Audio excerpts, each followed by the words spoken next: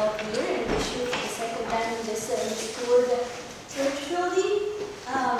The rain may have scared part of the people that registered, but I'm glad for the other part that came without having the opportunity to register themselves. As you all know, this year's topic is all based about the cold murder cases. In some ways, some of them were solved thanks to the diligent work of some of our presenters today. Others dug out old history cases that they researched and dedicated time to remind us today what happened or to resolve, because of sheer passion for history. They just wanted to know what happened to that particular person. You will hear from them in person. Thanks to social media and blogging and podcasting, a lot of those cases were kept alive and solved. So it's a bit of a sad topic, but we will have the opportunity to listen to these researchers today, hear their stories, and maybe experience a sense of justice restored in many of those cases, experience of history. Before we start, I will have a few announcements. We'll have a bathroom break after each presentation. The bathrooms are up the hill. Do you all see that red brick building over there on the top? The bathrooms are right at the lobby on either side of the lobby. So you can get up and go use the bathroom at any time you need to. Lunch will be served. Originally it was scheduled between 12 and 1:30, but hopefully if we can manage to move faster, then we'll start lunch earlier. Lunch is provided to everyone. We'll have plenty to go around. So if you have any questions about logistics, there is our park ranger there, Becky, our director, Taylor over here, me, the camera operator at the back. You can ask all of us any questions. Be careful about crossing that road over there. You have two very busy highways, 117 and 25, 40 right here. It's unbelievable how busy a small town like this can be with traffic. So since the bathroom and the venue are separated by a shortcut there, a lot of people just take that shortcut from one to the other highway and drive really fast. Before you cross, just look both ways, please. We are not that many to have people help you with directing traffic as we normally do there. So be vigilant about crossing that shortcut there. I would appreciate it if all of you come here and enjoy the day and go home safely. That would be great. About 2 hour presenters. You all have your designated time of 45. If you can manage faster, don't worry, we'll open to Q&A. If you are done earlier than that, no worries, the next one over will move because 3 of our presenters are already here. If you're okay with that, Eric? If we can start you early in the afternoon, would that be okay for you? All right. I will be sitting over there. I can shift or I can operate the clicker for you if you want me to. The only thing you have to say is next, and the next slide will appear. If you prefer to do the clicker yourself, you're most welcome to do that. It's a very simple clicker, so there's no learning curve. If you don't know what your time is, look at me and I will tell you when you have 20 minutes left, 15 minutes left, 5 minutes left. So you'll know. I'll have it on the back of that white paper here, holding it up. If you see the white paper held up, that means I'm giving you your leftover time. So in case you get confused.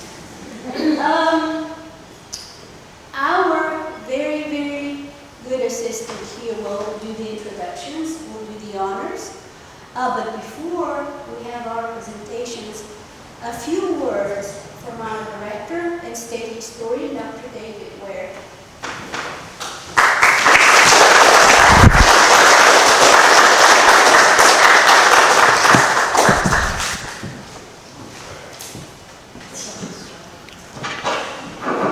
It works. Ladies and gentlemen, first off, pardon the demonstration of technological incompetence. In programs over the last few years, we've discovered that half of our speakers cannot successfully keep microphone A near mouth B, and so we went with these high technology over-the-ear controller of Bespin from The Empire Strikes Back microphones, only to discover it took a half an hour for me to figure out how to put one of these blessed things on when we got them in a few weeks ago. I've been practicing, so I've got it down to a couple of minutes. At any rate, good morning. Thank you for coming out on a morning. It's wonderful to actually have an excuse to wear a sweater or a vest again. I don't have to iron any more shirts until next spring, if I play my cards right. My name is David Ware. I have the honor of serving as state historian, and I work for all these people here. And I'm very fortunate to do so. I could not ask for a better crew who don't tell me to my face, that's an idiotic suggestion when I come up with ideas, and who come up with good ones of their own, like this program we're about today. Fatme said a few words. A few weeks ago, she was a little more pointed, and I didn't know she was joking, because last year when I spoke here, I went on a little longer than she expected, and so when she said just a few words, I took her seriously, and these are my notes today. She was expecting me to fill in basically a half an hour this morning, and then she says, well, you could do that off the top of your head. And I said, no. 20 years ago I could. Now these days we'll have a little harder time. But let me tell you a few things going on before I get off the stage and make room for the real talent of the day. As some of you may know, we are in the middle of a sort of a birthday celebration, if you will, for Arkansas's Constitution. On October 13th, 1874, the people of Arkansas, actually the white male voters for the most part of Arkansas, went to the polls, casting their ballots to ratify a new state constitution, our fifth, which has remained in effect ever since, heavily amended, although not as heavily amended as, say, the state of Texas. We'll talk about that some other time. At any rate, over the past few weeks, we have been taking the Constitution on the road. The first stop in the great constitutional road trip of 2024 was, in fact, at Powhatan. 2 weekends ago, we set up our traveling exhibit, 4 pages of the original Constitution. The darn thing's 46, 47 pages long, so this is just a small portion of it, but they're the original pages. We had them up there with an exhibit up in the courtroom on the second floor of the courthouse just down the hill from us, one of the great venues for sitting and talking and listening to the echoes.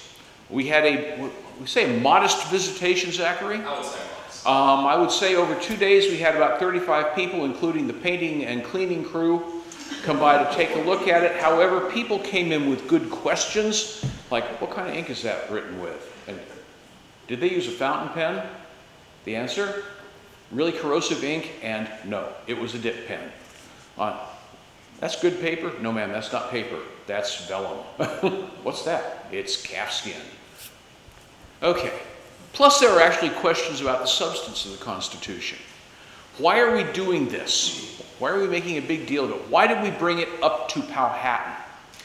My idea is that there's a significant portion of our population that don't even know that the state has a constitution of its own. We know this because we've had questions about this at our stops. At Powhatan, last weekend down at historic Washington, where some 700 homeschoolers and their parents came in to see the thing. This weekend, up at the Shiloh Museum, up in the northwest corner of the state, you may be seeing a pattern here, the 4 corners of the state. What's the 4th corner? It's going down to Helena next weekend. The weekend before the King Biscuit Blues Festival. The one time of the year where you have thousands of guys on motorcycles coming in, listening, drinking and listening, hoping for the blues, soaking in the ambiance in the Queen City of Arkansas. Well, we hope a few of them show up a bit early and come take a look at our Constitution, and we're going to answer any questions they have. I can see it now. Guys getting off their Harleys coming out, Constitution. How many articles are in the Bill of Rights for the Constitution? We can answer that question because it's right on the second page. At any rate, why are we doing this? Because the Constitution is a big thing. People seem to put a lot of significance onto big anniversaries like 100, like 150, like 250. Thinking of that, a couple years from now, the 250th anniversary of the Declaration of Independence, the semi-quincentennial of the United States as we know it. We will be doing the state proud. Various programs around the state, hopefully up here. Plans are a little fluid right now, but he's going to get stuck with some of it. Woo! Yes. Okay. The idea is we don't want to simply have all these things down in Little Rock. Now, we are for the Constitution having a whoop-de-doo for the Constitution. On October 12th in the old State House Museum, we will be having a symposium, The Constitution at 150. Historians in the morning, lawyers in the afternoon. Lunch in the middle and birthday cake at the end. All for $15. Where's the birthday cake? What's that? Where's the birthday cake? Not here, not today. It will be down in Little Rock. You want it? You sign up for it. You can sign up online. Seating is limited. Both continuing education credit for teachers and continuing legal education credit for lawyers will be made available at the time. I'm sure. Any lawyers in the room? Okay, you're out for that one. But at any rate, the idea is to have some fun with history and also point out something important. We have a Constitution. People, even the ones who know that we have one, don't know much about it. Here's an opportunity. Here's a good excuse to learn more about it. And why is this important? Well, selfishly, it's because history doesn't simply sell itself. People who do history, historians, curators, archivists, interpreters, rangers in big hats, we're doing missionary work on a daily basis, trying to get people into history, trying to get people interested in the stories and in the significance, reminding people that history isn't just something that happened 150 years ago. It's not just a list of names and events. It is the foundation of what we are, what we do, how we live today. And oh yeah, there are good stories too, such as the ones we're going to hear today. So I put in my plug for missionary work. I put in my plug for the Constitution at 150. What's ma'am? What have I forgotten, Becky? What's that? The treaty again. What's that? Ah, yes. Another great document for Arkansas history is going on the road as well.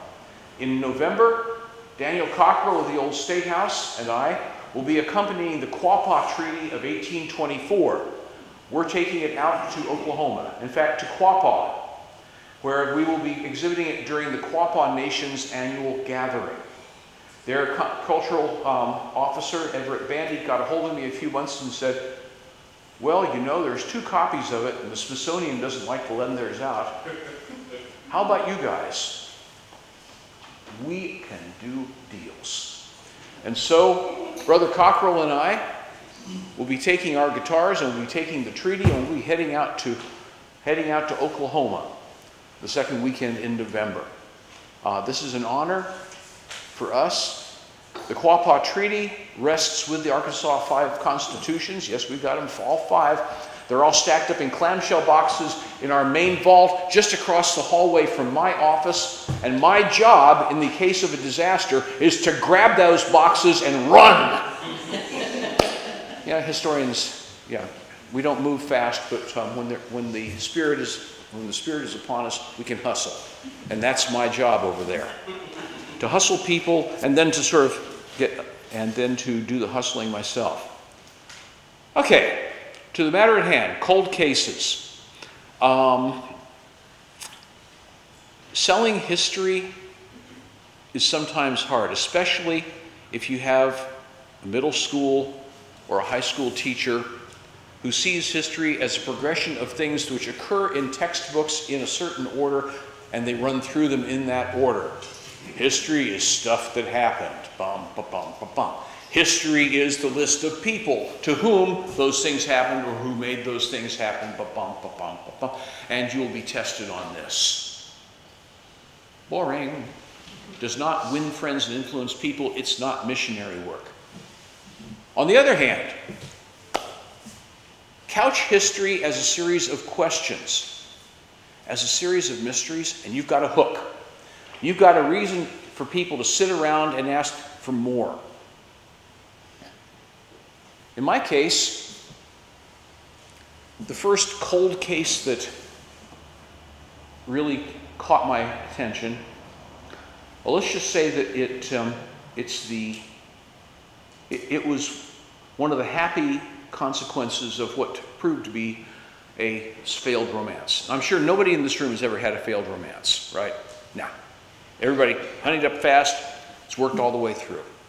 However, a few of us may have a couple of broken heart moments in their past.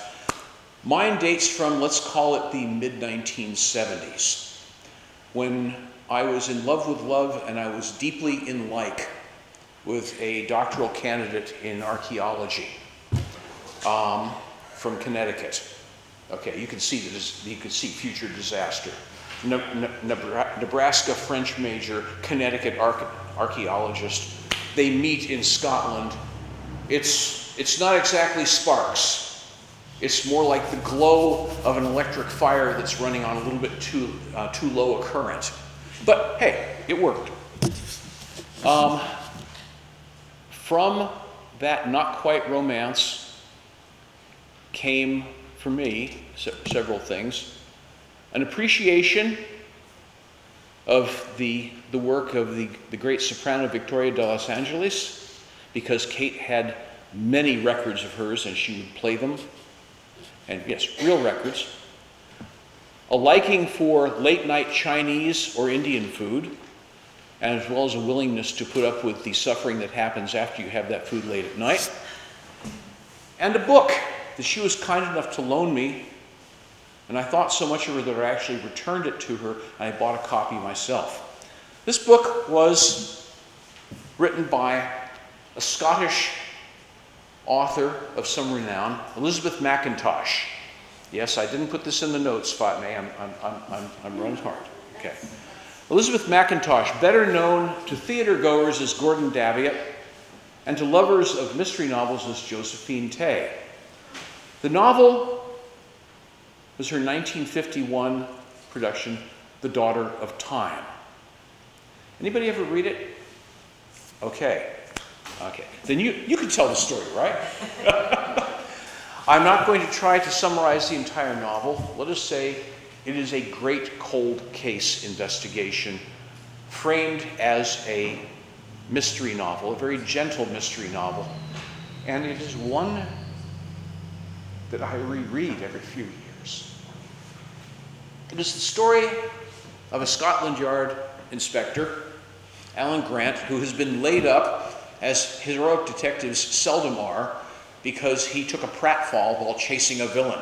And so he is stuck in the hospital and he's going crazy.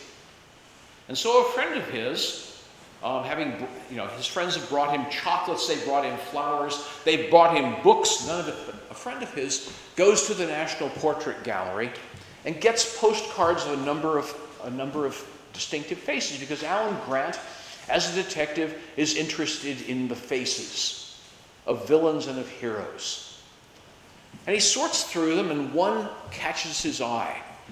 That's a fellow, a sad face with kind eyes, a velvet cap, a sort of a lumpy chin. He likes this face. It's not your standard issue. It's a kind face. It's a face of a good man who's found sorrow. He turns it over, and who is it? But it is the great arch-villain of English history, Richard Crookback, Richard Duke of Gloucester, King Richard III of England, the usurper of the throne, the murderer of his brother, his half-brother rather, the Duke of Clarence, the murderer of his nephews, the princes in the Tower, the great tyrant, who also turns out to have been a moderate, fair, merciful, and far-sighted monarch during his brief reign, who attempted to make peace with his enemies rather than simply killing them outright, as was the fashion back then, and who, facing a usurper, Henry Tidder, who we now know as Henry Tudor, yes, those Tudors, who died valiantly on Bosworth Field in August of 1485. He was well liked in his time. He was thought fair, he was thought merciful, he was thought judicious. Yet history remembers him as a misshapen tyrant. The only glorious thing about him was his death on Bosworth Field as he goes down yelling, a horse, my kingdom for a horse," thanks to the play named by William Shakespeare. What had happened to Richard over the years was that the good that he had done was interred with his bones, which were not found until 2012. The evil either lived on or was manufactured after his death. Grant looks at this face and he finds it hard to reconcile that face with the reputation of the great villain.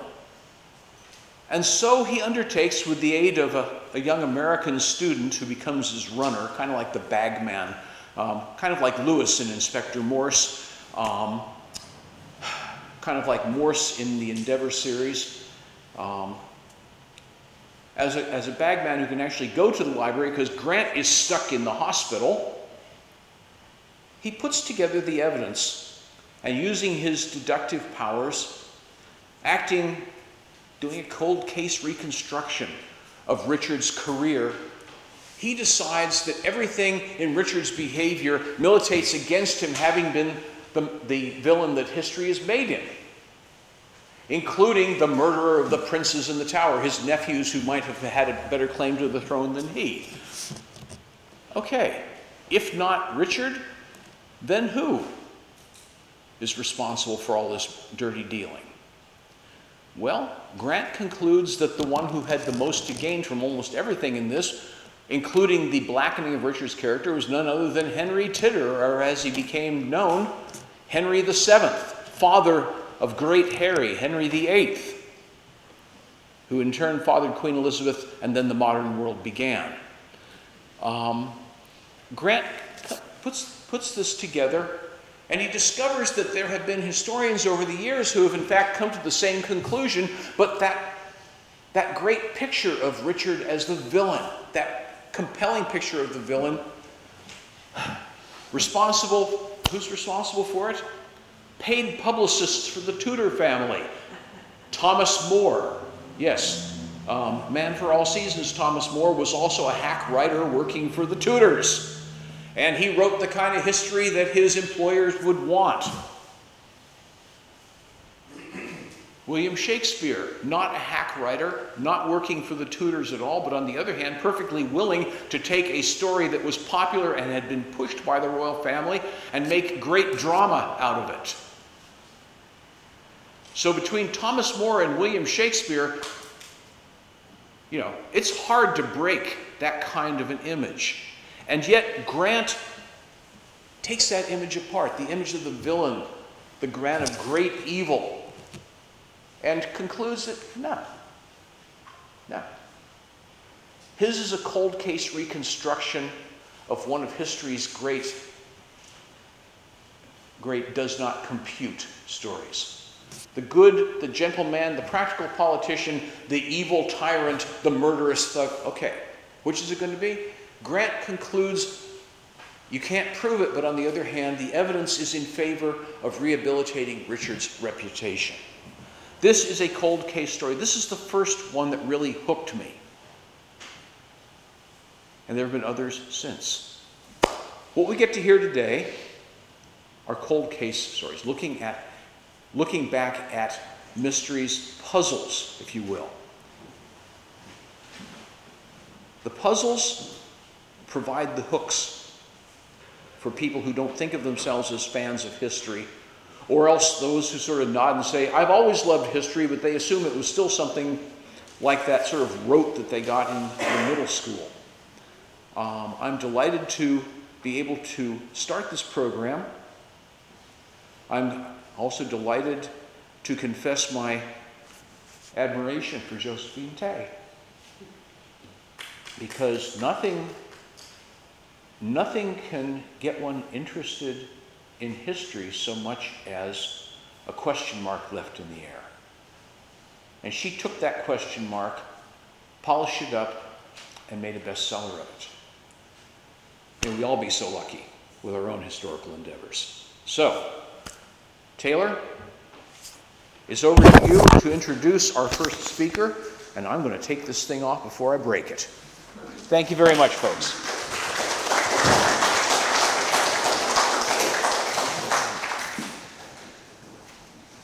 A few brief remarks about Mr. Rodney Harris.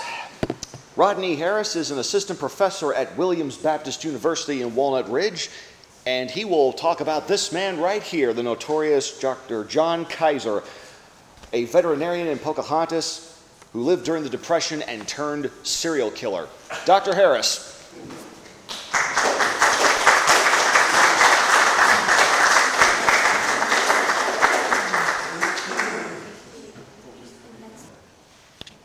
All right, that should work. Can you hear me? Yeah. All right. So I first heard this story in the 8th grade when my 8th grade history teacher told it to us. And I'd kind of forgotten about it over the years, but it kind of always hung there a little bit. And so I had lots of questions about it, and as I got older, the questions mounted. So I'll tell you about John Kizer here. So in 1957, a riveting story appeared in the pages of True Detective magazine. It was entitled, They Died Like Dogs. And the story was written by a guy named Charles Moorhead. And to be honest with you, I have never found anything else about Charles Moorhead, which I find that interesting within itself. Moorhead told a gruesome tale of murder and deceit in rural northeast Arkansas. Moorhead's version of this story, what we'll call the John Kizer story, became the accepted version of events and impacted how history has been told. I'm also the director of the Randolph County Heritage Museum, and so I can tell you firsthand that there's a whole exhibit about this built around Moorhead's version of this. And so that's something we're going to have to talk about at some point. According to Moorhead, John Kizer, the veterinarian from Pocahontas in Randolph County, murdered 11 people and collected insurance on 9 of his victims. Moorhead pieced together a compelling story of murder, but did little to explain the motives for the crime. So I'm going to pick up where Moorhead begins his story. So let's see, I believe I have, here's a cover of True Detective, and we'll talk a little bit more about True Detective in a minute. So Elmer and Martha Anderson owned a prosperous cattle farm north of Pocahontas. Martha is described as an attractive woman in her 40s, a good cook, and well-liked in the community. Little biographical information, though, is provided for her husband, Elmer. John Kizer had recently been widowed, according to Moorhead, and apparently set his sights on Mrs. Anderson to be his next bride, despite the fact that she was married. Here's what Moorhead says.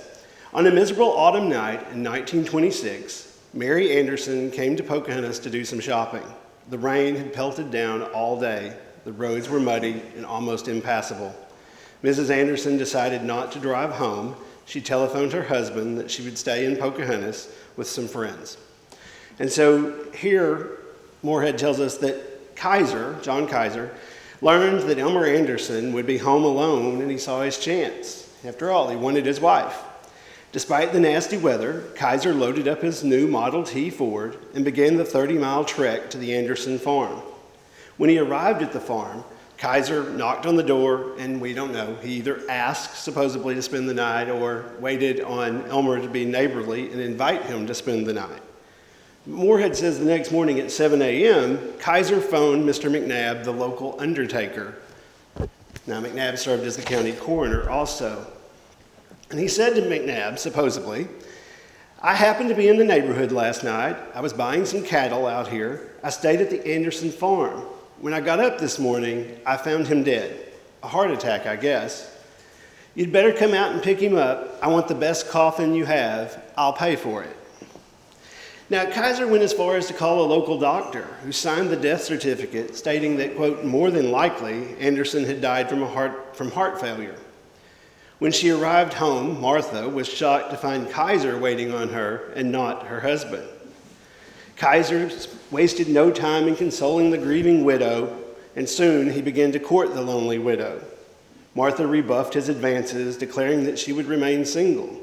Moorhen states, quote, Mrs. Anderson declined the honor on the luckiest day in her life.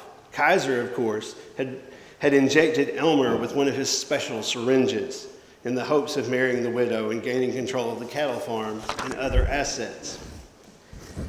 As I remember this story, or as I reread this story as an adult and a trained historian, a few things stood out. First were the little things, such as the telephone calls from some 30 miles away from Pocahontas. With just a little digging, the details became troublesome, since several communities, such as Pocahontas, Pittman, Maynard, and probably Powhatan, to name a few, all had local telephone systems. What they lacked, though, was long-distance telephone service, because that would not come about for some time. Also troubling was I could find no record of the Andersons. I wanted to know more about them. How big was this cattle operation? How much money did they have? I wanted to know more about Elmer, such as his age. I turned to the Pocahontas Star-Herald and other newspapers for answers. After an exhaustive search, I found no obituary for Elmer Anderson. I also found no records of Elmer or Martha Anderson owning property in the area described. In fact, I could not corroborate any of the information Moorhead used in his magazine story concerning the Andersons. Just for the record, I don't think the Andersons existed. This failure to confirm pivotal information concerning one alleged murder naturally made me question other, quote, facts. They Died Like Dogs appeared in True Detective magazine. The magazine had begun publication in 1924 and ceased in 1995. In its heyday, the publication seemed to have been, it's to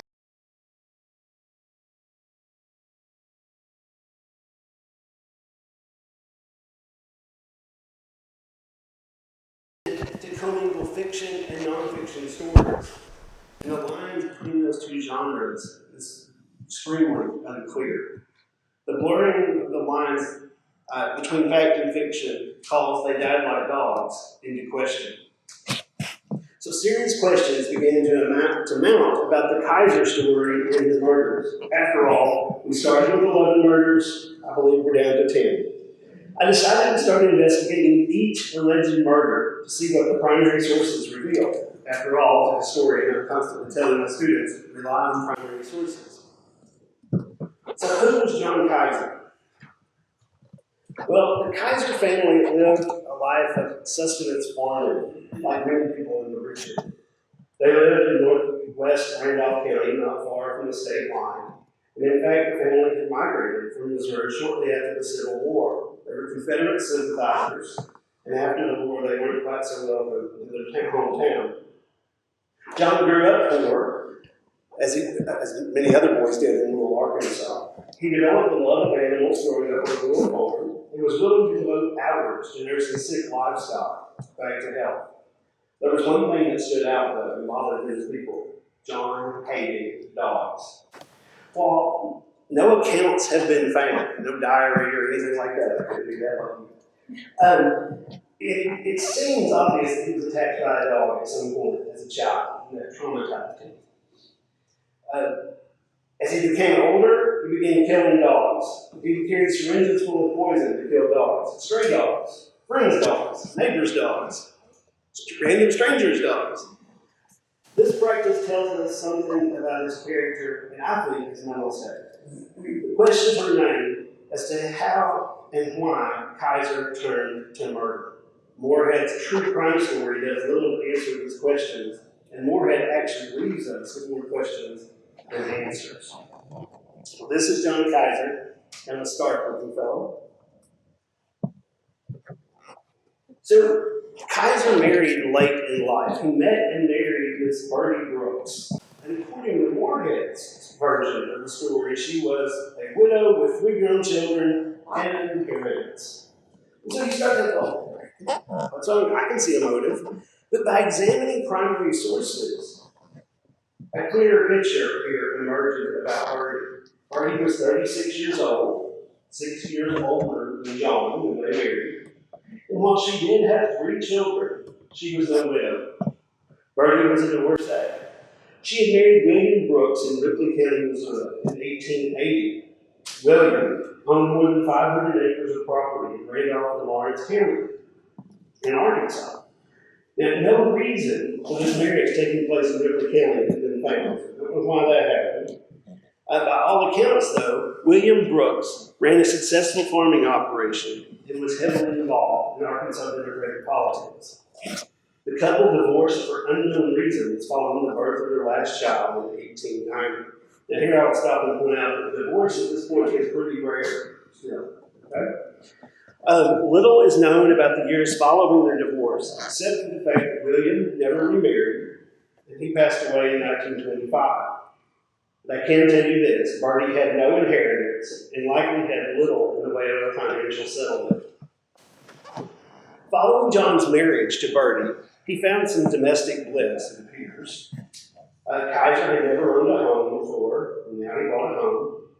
And when the County Extension Service was created by the Smith-Lever Act in 1914, both Kizers sought employment as county agents.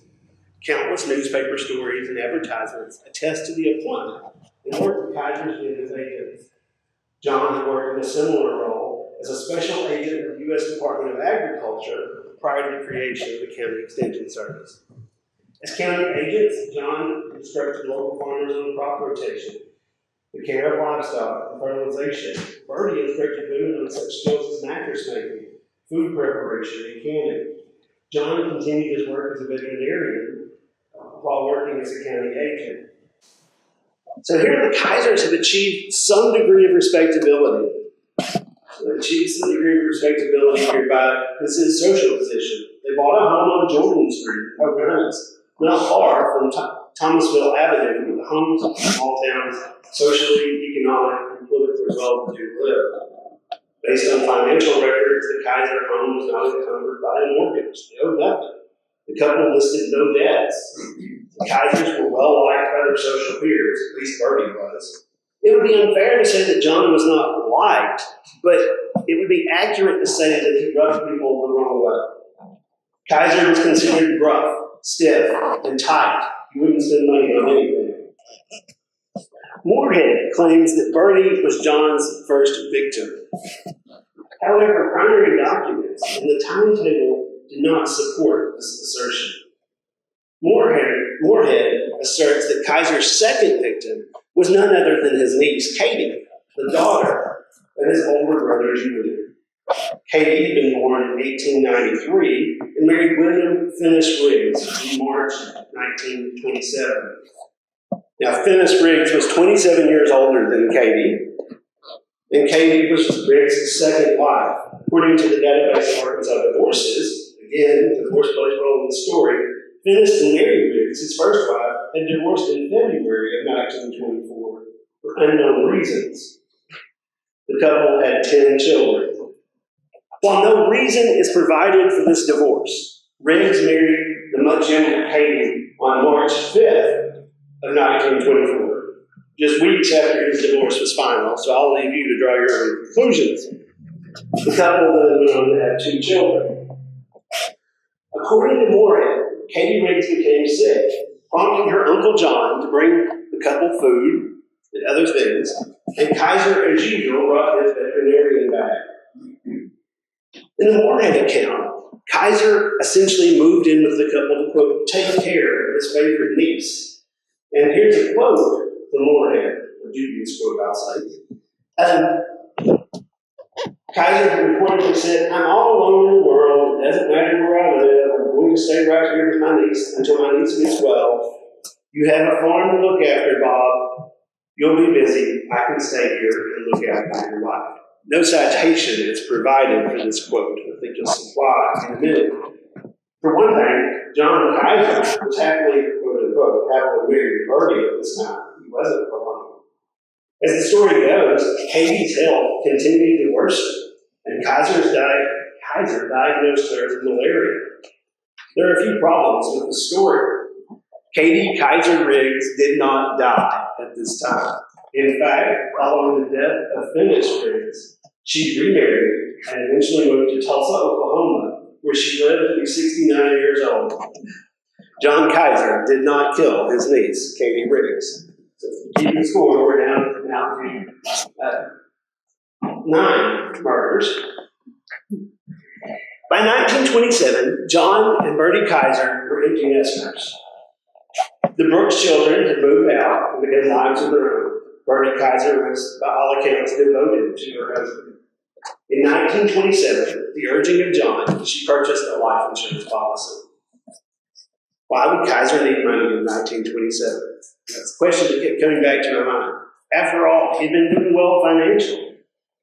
One possibility that's hinted at in some documents is the flood of 1927, sometimes referred to as the Great Mississippi River Flood.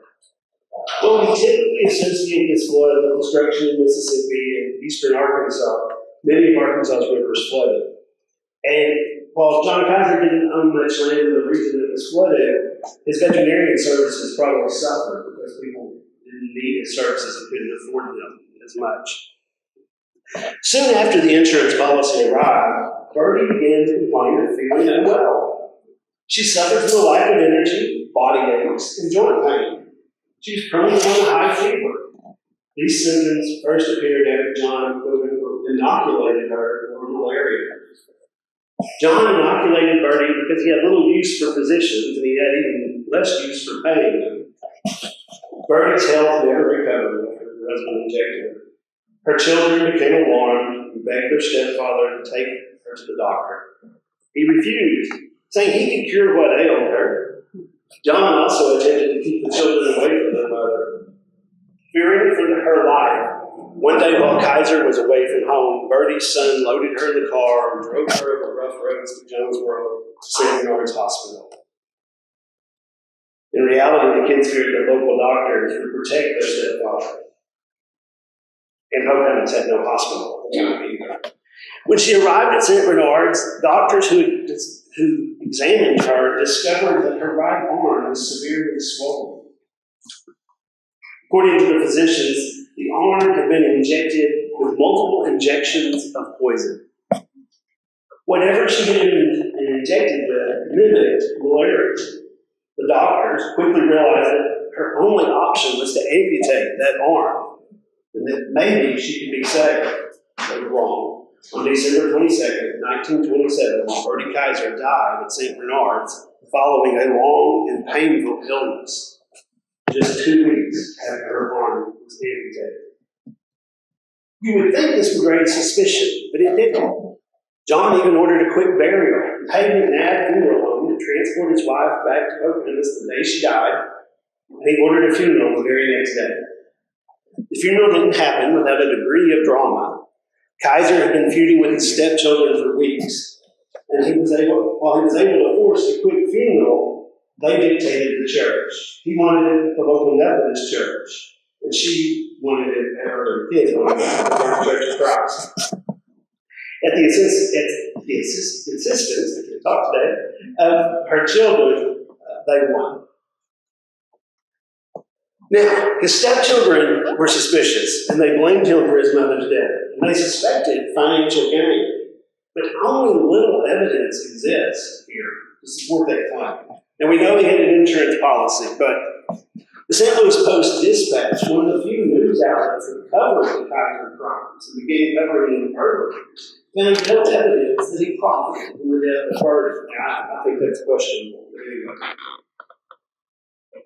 The circumstantial evidence associated with Kizer deals with him having more money after her death. For example, he donated an elaborate stained glass window to the Pocahontas Methodist Church in Bertie's memory. His name and the names of his stepchildren appear on the window. It's still in the church, by the way. Kizer always wanted to look like an upstanding family, and he saw an opportunity here. So if the motive was not greed, why would he kill his wife? I mean, they've been married for a number of years here. Well, she may have outlived her usefulness, though it doesn't appear that he married her for her money. She had none. Or that he married her just to murder her. So there are things we'll never know. Here's what gets interesting. Kizer wasted no time. If you look here, this is kind of a place, but this is the stock market crash. We're going to get to that in just a minute. He wasted no time, and I don't have a picture of Rosina, so I apologize, I forgot. Finding the next Mrs. John Kizer. Shortly after the death of Bertie Kizer, John met Rosina Arnold. Arnold was the daughter of William and Mary Bonner, who lived just outside Pocahontas on a highly profitable farm. Following her graduation from Pocahontas High School, Rosina had attended the University of Arkansas, where she did not graduate. And in 1919, she had married Lundy Thomas Arnold, a 36-year-old farmer from Lawrence County. Arnold owned substantial property in Lawrence and Jackson County, some of it close by here. The following year, Rosina gave birth to the couple's only child, a boy named Bonner. Kizer appears to have had a type when it came to women. Rosina had sued for divorce in 1927 for unknown reasons. Shortly after the divorce was finalized, Lundy died, leaving the entire estate to young Bonner. Rosina acted as trustee. Rosina moved back to Pocahontas to live with her parents and became acquainted with John Kizer. Her father, William Bonner, owned a large farming operation north of Pocahontas on the road to Maynard. And most likely this business endeavor is what brought Rosina to John's attention. Number one, she's the heir to it. She has a kid who has an inheritance. You can follow the logic. On March 25th, 1929, the couple married. This small private ceremony, and then they broke to, as one person described it, the world tour of a honeymoon, hitting the hot spots of Perryville, Donovan, Missouri, Newport, and Batesville before returning home. On September 16th, 1929, so they're married in March, and in September, Rosina dies following a short illness. The couple had been married for 6 months. The community rallied around John. After all, he had lost 2 wives in quick order, and now he had a stepson to raise. Few people questioned the coincidental nature of these deaths. For an unknown reason, Moorhead places Rosina's death in 1932, 3 years after it happened. Once again, the facts here are backed up by death certificates, and Moorhead's account is following the question. So what led to Rosina's death? Well, based on news coverage at the time, when there was very little of it, I might add, she had gone with John to Harding in Sharp County to purchase goats. And keep in mind, he's a veterinarian, he's constantly buying and selling things, so she can't be agent. John later stated that she began to feel ill on the drive home, just as in the case of Bertie Kizer. And he had, by the way, just inoculated her for malaria. Seems to me that everybody close to John ended up with malaria. Upon arriving home, Rosina went to bed complaining of chills, painful cramping, and body aches. She quickly died, and Kizer once again arranged for a quick funeral. In fact, the funeral was held just 1 day after her death. Despite the sudden nature of her death, no autopsy was conducted, and no investigation took place. This didn't mean the questions did not arise, but for the most part, John's character covered this. He was seen as a good man. After all, he was about to raise a stepson. Now keep in mind, John had wanted to join the ranks of the financial elite. I argue that poverty played a role in shaping who he was and some of his desires. And so, like many Americans, he gave in to the temptations of the financial free-dealing of the roaring 20s. Most likely without Bertie's knowledge and then without Rosina's knowledge, he began amassing significant debt.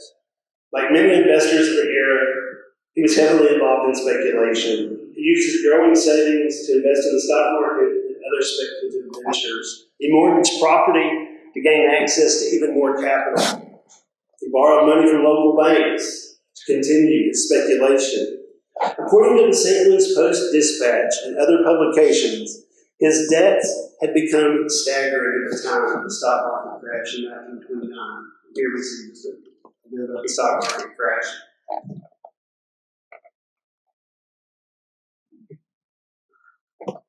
So, I want to say just a little bit more about the stock market crash. The stock market crash did not start the Great Depression. That's important for us to realize. The stock market crash is just a big symptom of the greater problem. As the economy began to falter, things fall apart. In Arkansas, the state's economy relied heavily on cotton. Cotton was selling by 1931, so right after the Great Depression, at 6 cents a pound. You can imagine how bad that was. By 1929, though, Kizer had amassed significant farmland and city lots and other investment properties. But here's the deal. Conservative estimates placed Kizer's debt following the stock market crash at $80,000 in 1929. When adjusted for inflation, today that would be around $1.4 billion in debt. The losses were devastating to a man who had spent his life working to climb out of poverty and viewed his financial position with such great importance. He feared being ruined financially more than anything else in life. His financial situation became all-consuming, driving him to find ways to repay his debts and rebuild his bank balance. Few opportunities, of course, existed in the Depression era, Randolph County. In fact, the banks all failed but one in Randolph County. According to the St. Louis Post-Dispatch, a motive emerged if anyone had been paying attention. And that is that debt. John Kizer quickly produced not one but 2 life insurance policies on Rosina. The policies were valued at $30,000 in 1929. And in most cases, the insurance policies quickly paid off. This seems to be the moment that Kizer becomes evil. He found himself in a better financial position due to Rosina's death. He also found himself as a trustee of the sizable estate portfolio of Bonner, his stepson. So here you see, up top is Bonner at 16. It's grainy, I know. Here's Bonner as a little boy. The wealth that would eventually be Bonner's placed the boy and his grandparents both in significant danger, though they didn't know it. None of them realized this or even suspected Kizer of murdering Rosina. In fact, the Bonners fully embraced Kizer and urged him to adopt Bonner, which he did. The Bonners invited John Bonner to move in with them, which the father and son did.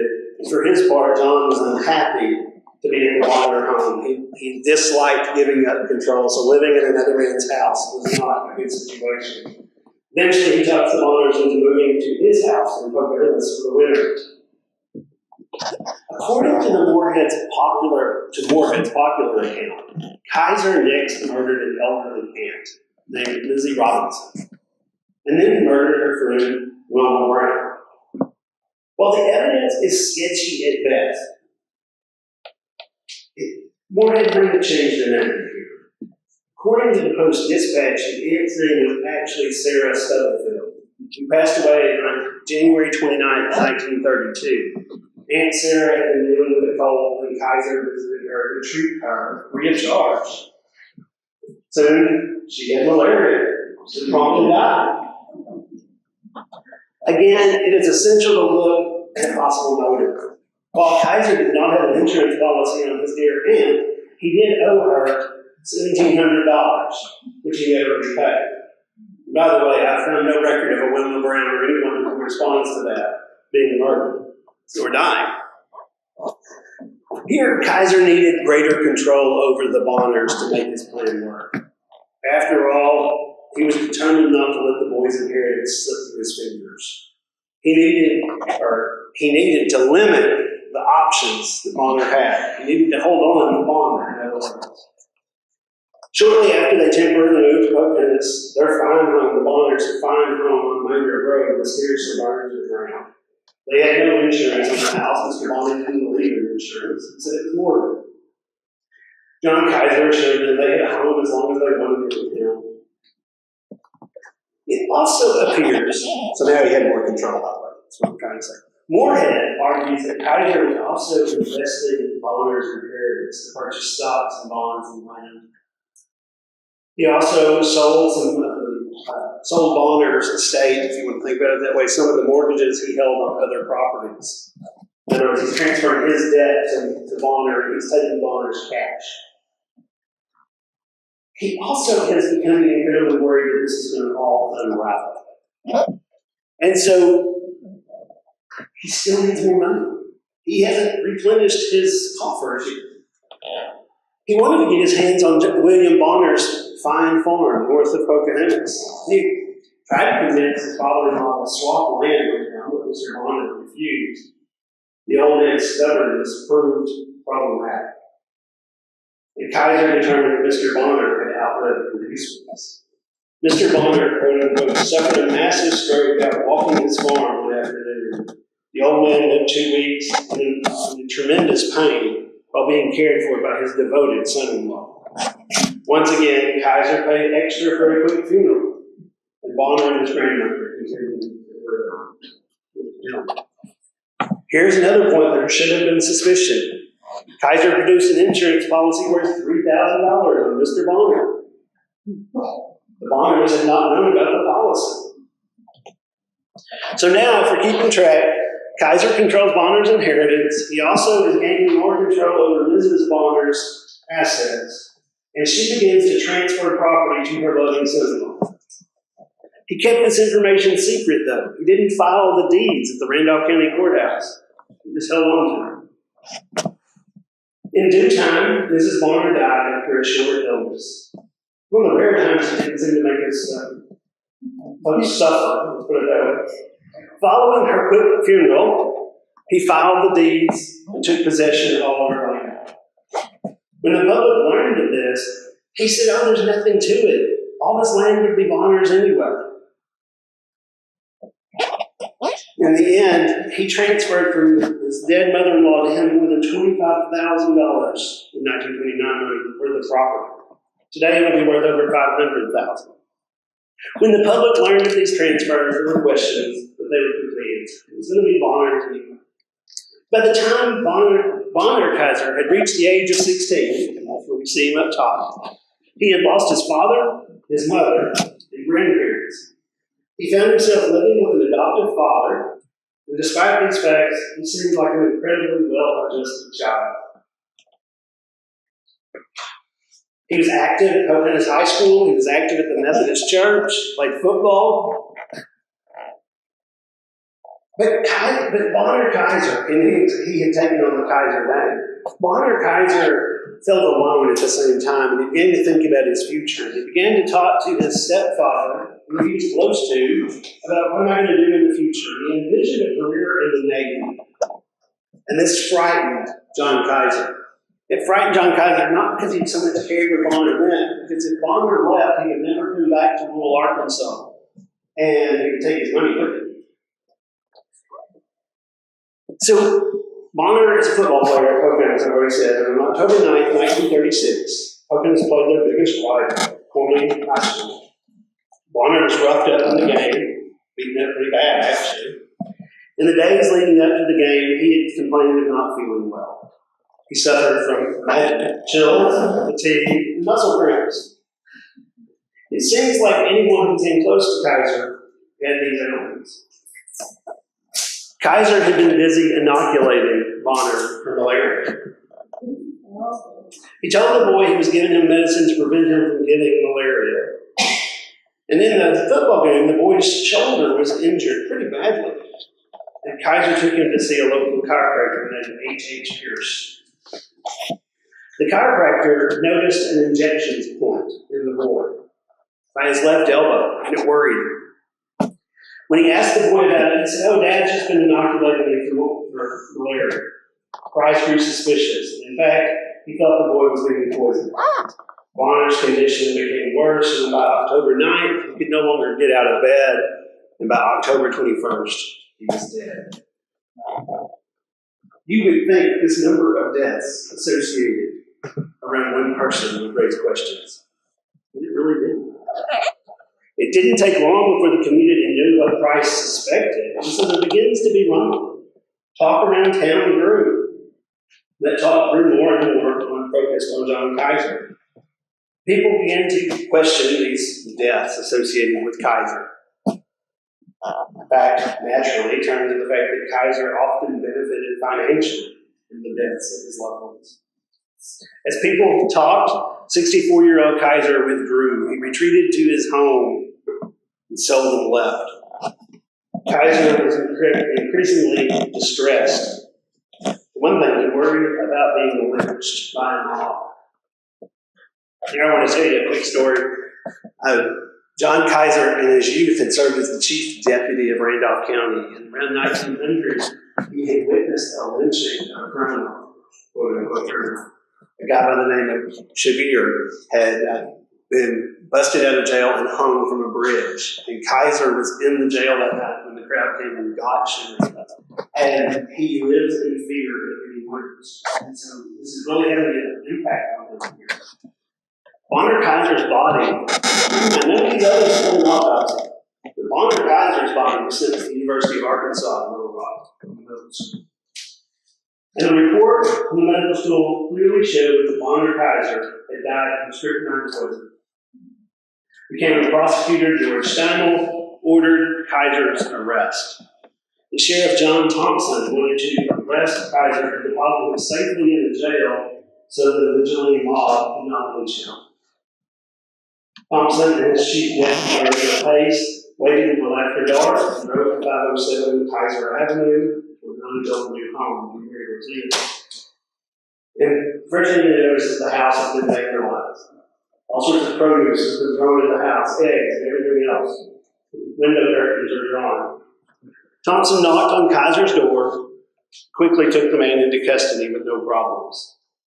Thompson rightly feared that the mob would break Kizer out of the local jail and hang him. As a result, he devised a plan. He would get the prisoner out of town as quickly as possible, but first he would let the crowd see Kizer. He drove through the congested mob around the court square and drove east toward Corning. Once the sheriff was sure they had not been followed, they turned at Reno and drove toward Maynard in northern Randolph County. Late that night, they worked their way back to Walnut Ridge, where Kizer was housed in the Lawrence County Jail on a temporary basis. Now, it's important to note that Kizer is denying any involvement in his son's death at this point. Thompson interviews him in the Walnut Ridge Jail, or Lawrence County Jail. But when Thompson leaves, he is certain that Kizer murdered Bonner. Eventually, Kizer is moved to the Greene County Jail for his own safety. Here he wrote a few letters from prison, the word leaked out where he was being held. Kizer maintained that Bonner's death was an accident. After all, he kept poison in the house. Remember, I killed dogs all the time. And the boy must have taken the poison by accident. The story quickly unraveled when a local druggist reported that he sold Kizer more and more poison all the time. While awaiting trial, Kizer wrote his last will and testament and began taking care of final business. On November 11th, Kizer was transported to Hogan's for a court appearance. It didn't go well, by the way. He's met with a rowdy crowd. The sheriff can barely keep him from being taken. This huge crowd awaited him. The crowd was mad. They threw eggs and produce at him. And when he appeared before Judge John Rogers, the judge ordered his next appearance on November 19th. After returning to jail, Kizer had nightmares about being lynched. Remember, it's his worst fear. When it came time to go back to Pocahontas for court, Kizer figured out a way to be in control once again. After all, he'd been a master manipulator all of his life. Why should now he be different? Kizer carefully dressed for court, placed a couple of letters he'd written in his coat pocket, and he waited on Sheriff Thompson. While driving from Fayetteville to Walnut Ridge, Kizer napped, of all things, in the back seat. He also talked some to the sheriff and chief deputy Pace.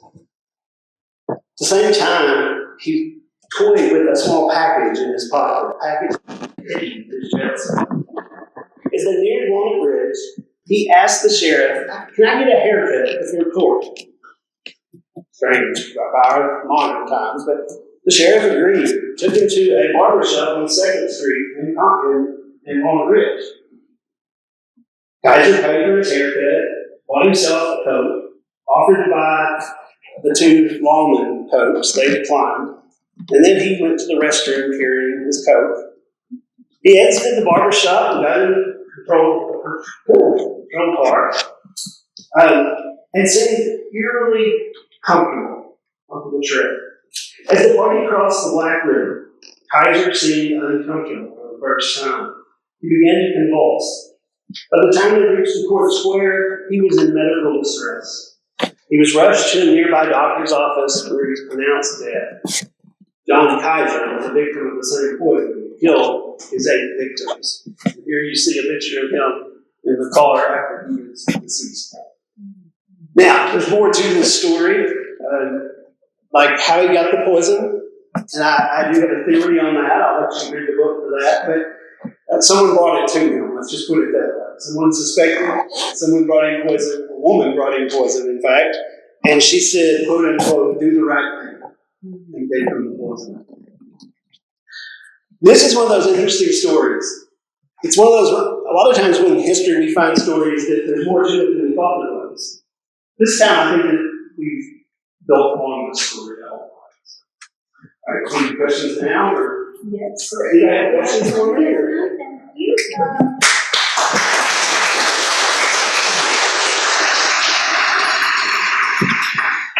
We have allocated time sometimes of questions for our presenter. Do you have any questions? And don't be shy about asking any questions. Yes, James. Was he buried? Was he what? Where's he buried? Oh, he's buried in northwestern County. He wanted to be buried by Rosina, and of course our family didn't want that to happen. So he was buried in a small cemetery near where he grew up, north of Dalton. Yeah. You keep referencing letters. How much written material did you find about this case? So we have his will, his handwritten will. We have a letter to his siblings, and we have a letter to his lawyers. That's all he left behind. The St. Louis paper did a really good job covering this case. The local paper, for any number of reasons, did not cover the case. In fact, there's very few references in local papers about John Kizer. It's almost as though we didn't want it to happen. I can follow that logic. Local papers don't cover a lot of that kind of stuff. Yes. Very interesting thing. I know he was killing everybody, it seems, but are there any exhibits? Yes. Nieces and nephews. Their descendants. He never had any children. There's actually a Bonner descendant. I cannot remember her name. She has come up here a few times. She worked on a book for a number of years. She's from Houston, Texas. And she's a Bonner descendant. But not, so she wouldn't be his descendant, but one of the victims. But yeah, there's still descendants living in Randolph County. And when the book was released, there were a few questions about that. But they didn't pay reception. Question: what we know what poison is used to make Strychnine. Yeah. Small doses at a time. A little bit of strychnine today, some of it will worse, and a little strychnine later. I do have in the museum, by the way, the half-empty bottle of strychnine that he used to kill himself. A few years ago, a state patrolman, a retired state patrolman, walked in with it, and we were able to document. We had it. Another state patrolman found it in his father's effects. He had been a marshal at the time, and so we had that bottle of poison. We keep that under lock and key in a glass case. Strychnine has probably lost its potency by now, but we won't miss that. So, yes. Yeah. What was the deal with malaria? Is there a healthy theater? Yes, that's a really good question. Randolph County has 5 rivers. Pocahontas sits on this borderline where one side of the river is flat, bottom, swampy land, not so swampy anymore, it's all rice fields, and the other side is mountain, or hill, like the beginning of the mountain. And so malaria was a constant concern. In fact, in the book, I do a section on that where people sent their kids to schools in places like the Maynard Academy up in the hills to get them away from the mosquitoes. Or we sent the kids to Mountain Home, to this residential school, to get them away from malaria. So malaria was very real. And so that's why it was a good way to cover. So, after the trauma of all this, it's kind of much closure to it, how do the citizens there react to that? Yeah, there's just not a whole lot of information about that. That's interesting. Pocahontas has a pretty interesting history of crimes. Right? It's not right at the time. I don't like to say that, but it's true. We had lynchings before this. Right after this is a woman named Cora Hebner, who murdered her husband, buried him in the cellar, and then takes off to Miami, Florida on vacation. So it's interesting. This is in the 30s. Yeah. Pocahontas, and we moved to where my mother lived in 68. We was Kizer Street. The neighbors always told us there's out in the fields in front of where she lived. There was an old sister in the cellar, and they always said that's where John Kizer lived. Yep. Is that that area, yes. And there's this wonderful story that after he died, somebody showed up on that property and dug up a bunch of gold. He had buried yes. just because I knew the neighbors always the kids That's a awesome drive there. they did the same So from the Wright account, it was supposed to be 11 deaths. Yes. From your evidence, I think it's 7. 7. Yeah. I think Morehouse got wrapped up in making the story even more compelling than it was. And, the nature of True Detective was that fluid between fact and fiction. So. How does it work so hard to acquire wealth and what happened to what he had? So it appears that a lot of that went to debt, because he never paid off all of those debts. So most of that went on debt. And the property would have been sold. And I really don't know what happened, anything that was left over. That's one of those kind of unanswered questions. Maybe I'll send one across it someday.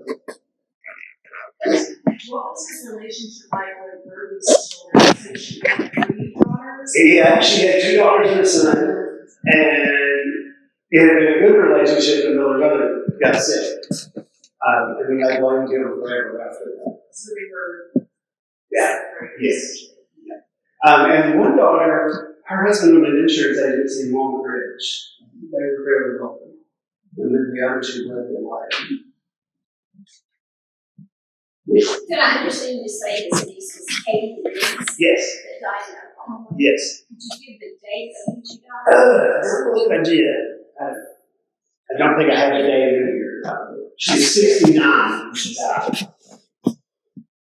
That's one of those moments when I discovered her death certificate. I was like, wait a minute. Here she is, alive and well. Yes. Okay. You got mentioned one age. Right. He had family, he had lived. Nothing I'm aware of. No. The only 2 places I ever found that John Kizer lived was Pocahontas and the Dalton community. North of Dalton. He was a doctor. No, that's a good question. Prior to the progressive era, prior to really, I'll say late 1910s, you could call yourself a veterinarian anytime you wanted to. There was no licensing. And that's true of most professions, though, if you think about it. There's no licensing, there's no special training. I mean, not long before this, if you needed surgery, who did you go to? The barber. Okay, I mean, Dental work done the that's body. right. Yeah. So no, he just wanted to have some veterinary skills, and he was given the title of doctor out of respect. Nope. Even doctors, they would go apprentice with a doctor. Yes. Who had maybe outside of it. They called themselves doctors and they predicted. Yep. Yeah, so no, he had no credentials whatsoever. And when the state required credentialing, they grandfathered in people like Kizer, who had been doing this for years. Yeah. Go right ahead. You said you got a haircut. Yeah. You want me to Yep. do second street. Yeah. You know the name of it. No, I don't. No, I don't. And even that one, could call into question the details. I feel like you got there with where it is. And what year was it? 36.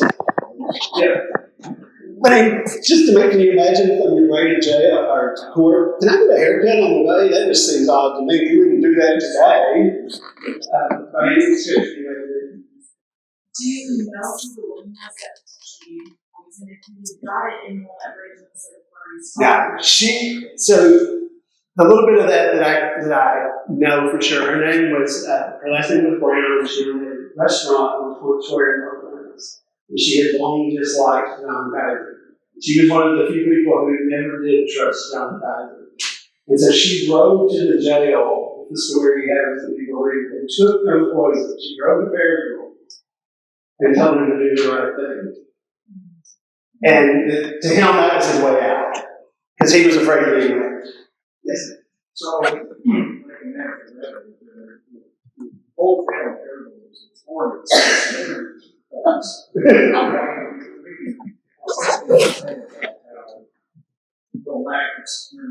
Yeah.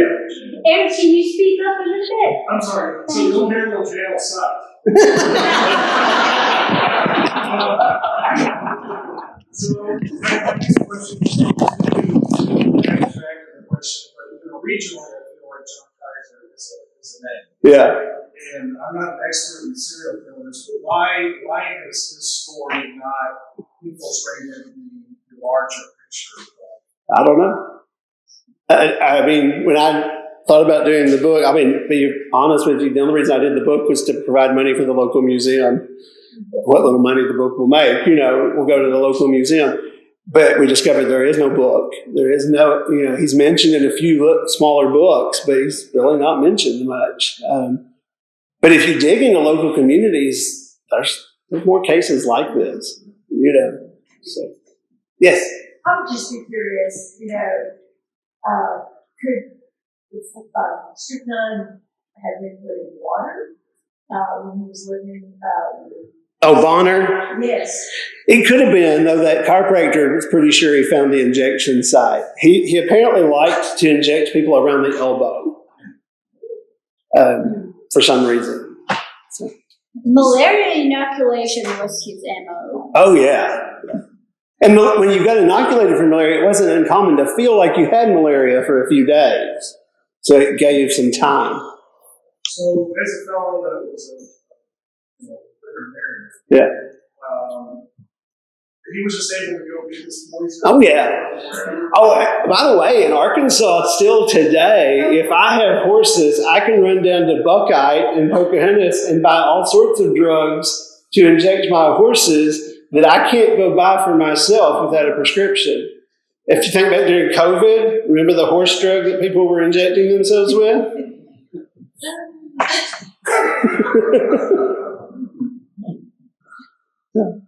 Any more questions? If not, I'm not trying to make it short. If not, bathroom break until the next presentation. Thank y'all.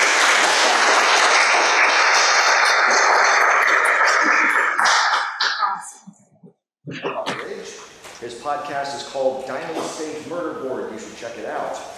And he's going to talk to us about the 2004 murder of Rebecca Gould, which happened in Izard County, and he helped solve. Mr. Jerry.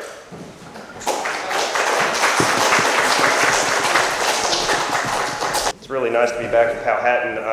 Besides true crime, I write a lot about history stuff. I was actually out here in the archive open. I was here the day it opened. I see Ethel over here. Did some Black History Month presentations at the Jonesboro High School with her last year. So anyway, this is my resume. I'm a journalist, author, podcast host. I do a lot of public speaking. I write about, a lot of people think I write about true crime. That's not true. I write about history all over the great state of Arkansas. I also write about agriculture, so if you want to know about soybeans or anything like that, we can go talk about it afterwards. Government, politics, legislative stuff, write about pretty much everything. I've done some cool stories with entertainers and singers and stuff like that too.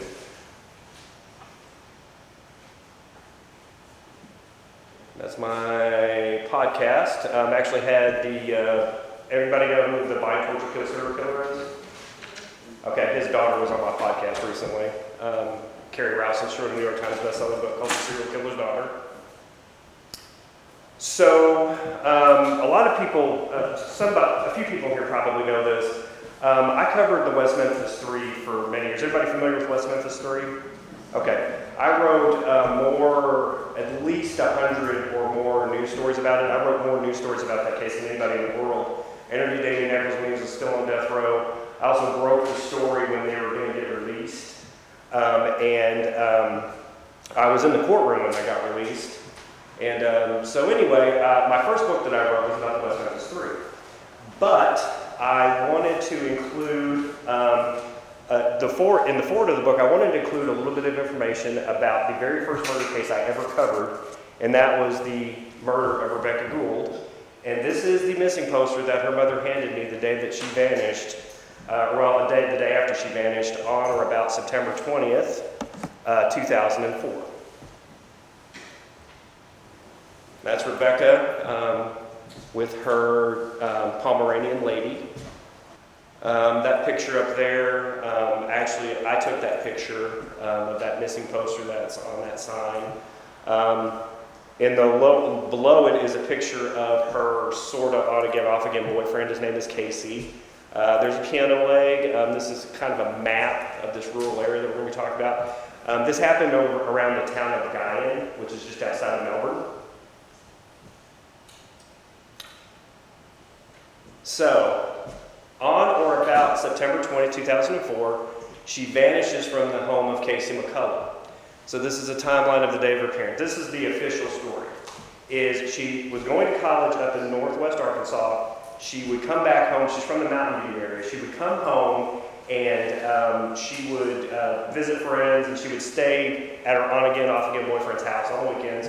And then that Monday, September 20th was a Monday, she was going to go back to northwest Arkansas, pick her sister up along the way, and she was going to go back to college.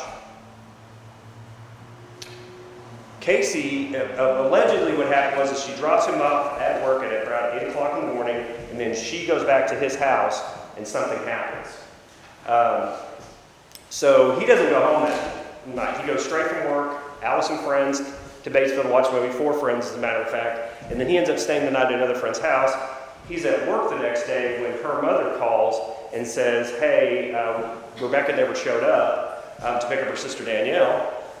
So the police come to his work. They go out to do a welfare check at his house out in the middle of nowhere. And it's very revealing. They find bloody sheets in the washing machine. They find a flipped mattress. They find her uninjured dog there. Her car is there, her keys are there, her phone is there, her money is there, her clothes are there. But there are 3 things missing. Obviously, one is her. The second thing that is missing is a large suitcase that she used. And the third thing that is missing is a loose piano leg that would come loose from the piano in the living room. So how I got involved in this, I was working at a local newspaper at the time. I get a phone call on September 22nd, 2004. A woman says, we can't find my niece. I said, okay, so I drove down to Izzard County.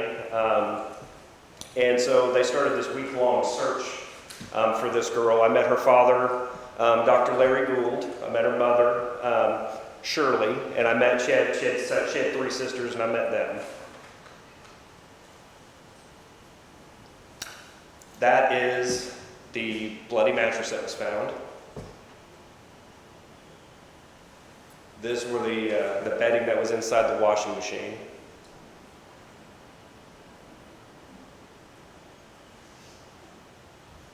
That's the missing piano leg there. And these are just, blood streaks. So on September 27th, 2004, it was, again, a Monday, I was at work early in the morning, and I decided to, I was working in Fayetteville. So I decided to drive down to Melbourne because I'd been out with all the searchers for that whole week. And there were some ladies walking around the courthouse. And I overheard one lady say that they're out searching by my property. And I was like, I said, ma'am, I said, where's your property at? And she said that she had property over on Highway 9. And I wish I had brought a map to show you this. So let's say Guyan is, I'll do it like this. Let's say Guyan's here, and then you go up, and then there's a highway. This is Melbourne, and then Highway 9 is this very, very, very treacherous thoroughfare that connects Melbourne to Mountain View, okay? And so this is, for you guys who are familiar with this road, this is the first turnaround outlook. It's about 5 miles out of town.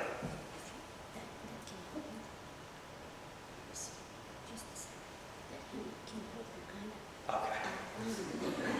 If I start pushing too many buttons, we're gonna have problems. Okay. You really think that's simple, but it's just not.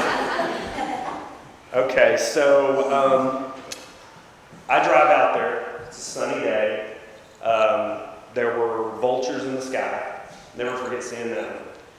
And so I pull up right behind this. And when I saw this picture, it was in the case file. When I saw this picture, it nearly took my breath away because I remember this. I pulled up in my truck right behind these people, and I got out. And I saw a searcher, and I don't even know this guy. To this day, I don't know his name. I had seen him out searching before. He was a volunteer. And I said, are you guys out there looking for Rebecca? And he said, she's right there. And so I looked, and there she was. She was in a t-shirt and panties. She was very badly decomposed. In some of my books, I have written about it because I tend to try to get as many details as I can. That's just the way I am. I was a history and political science major in college, so all these historians in here. Yeah, see, there you go. This was a very surreal moment the first time. I mean, obviously I've been to funerals and seen, people who had passed, but I'd never seen a murder victim before. And then I thought, this is probably one of the worst things that ever happened to me, and little did I realize something even worse was about to happen to me. When I got out of my truck at the sheriff's department, her dad, Dr. Larry Gould, came running up to me and he said, did they find my dog? And I said, Larry, you need to talk to the sheriff. And he grabbed a hold of me and he said, did they find my dog? And I said, yes, they did.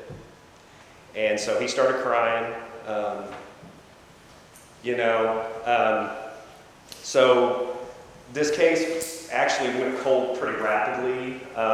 I moved on to other newspapers. Within a year, I was working at a different newspaper, and then a couple years after that, I moved to a different part of the state.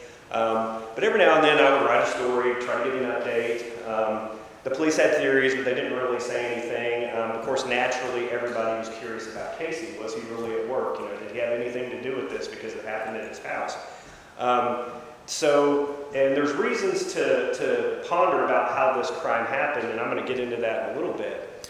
So, when you write a book, go out and you do book signings, right? You go to libraries, you go to museums, you go to festivals, events. I've done book signings at wineries. I did a book signing at a casino one time and asked me if I'd come, and I did. I do book signings at book clubs. I mean, I'll go anywhere. I'm traveling all over the country doing this stuff. So I included that part in the book. And by the way, just for chronological reference, up to this point, Casey's story was pretty solid. Okay, his story was solid.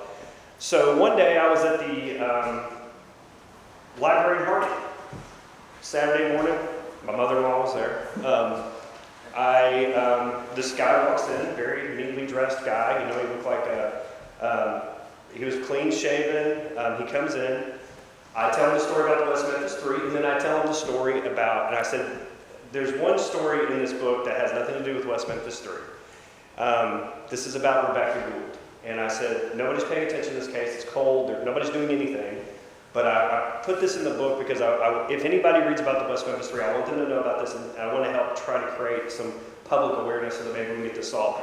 And at this point, this is 2016, so we've already fast forwarded 12 years and nothing's happened. I asked the man, do you want to buy a book? He said, no. I want to buy 10 of them. And I said, okay. So there was a photographer there who was taking pictures for a local magazine because they were wanting to do a story. And I told her, I said, whatever I told this guy, I'm going to tell everybody today. I flipped over the first page, and I said, who do I make this out to? And he reached into his pocket, and he pulled out a little ribbon with Rebecca's face on it. And he put it on the book. And then he said, and then he reached into a bag that he had brought in with him. I didn't even notice it, and there was a cross. And her picture was on it. And I suddenly realized it was her dad. And so I didn't tell him I was going to include this in the book, and I hadn't talked to him. He hadn't seen it. Last time I saw him, he was very heavily bearded, and he was very disheveled, obviously, because he'd been, searching for his daughter.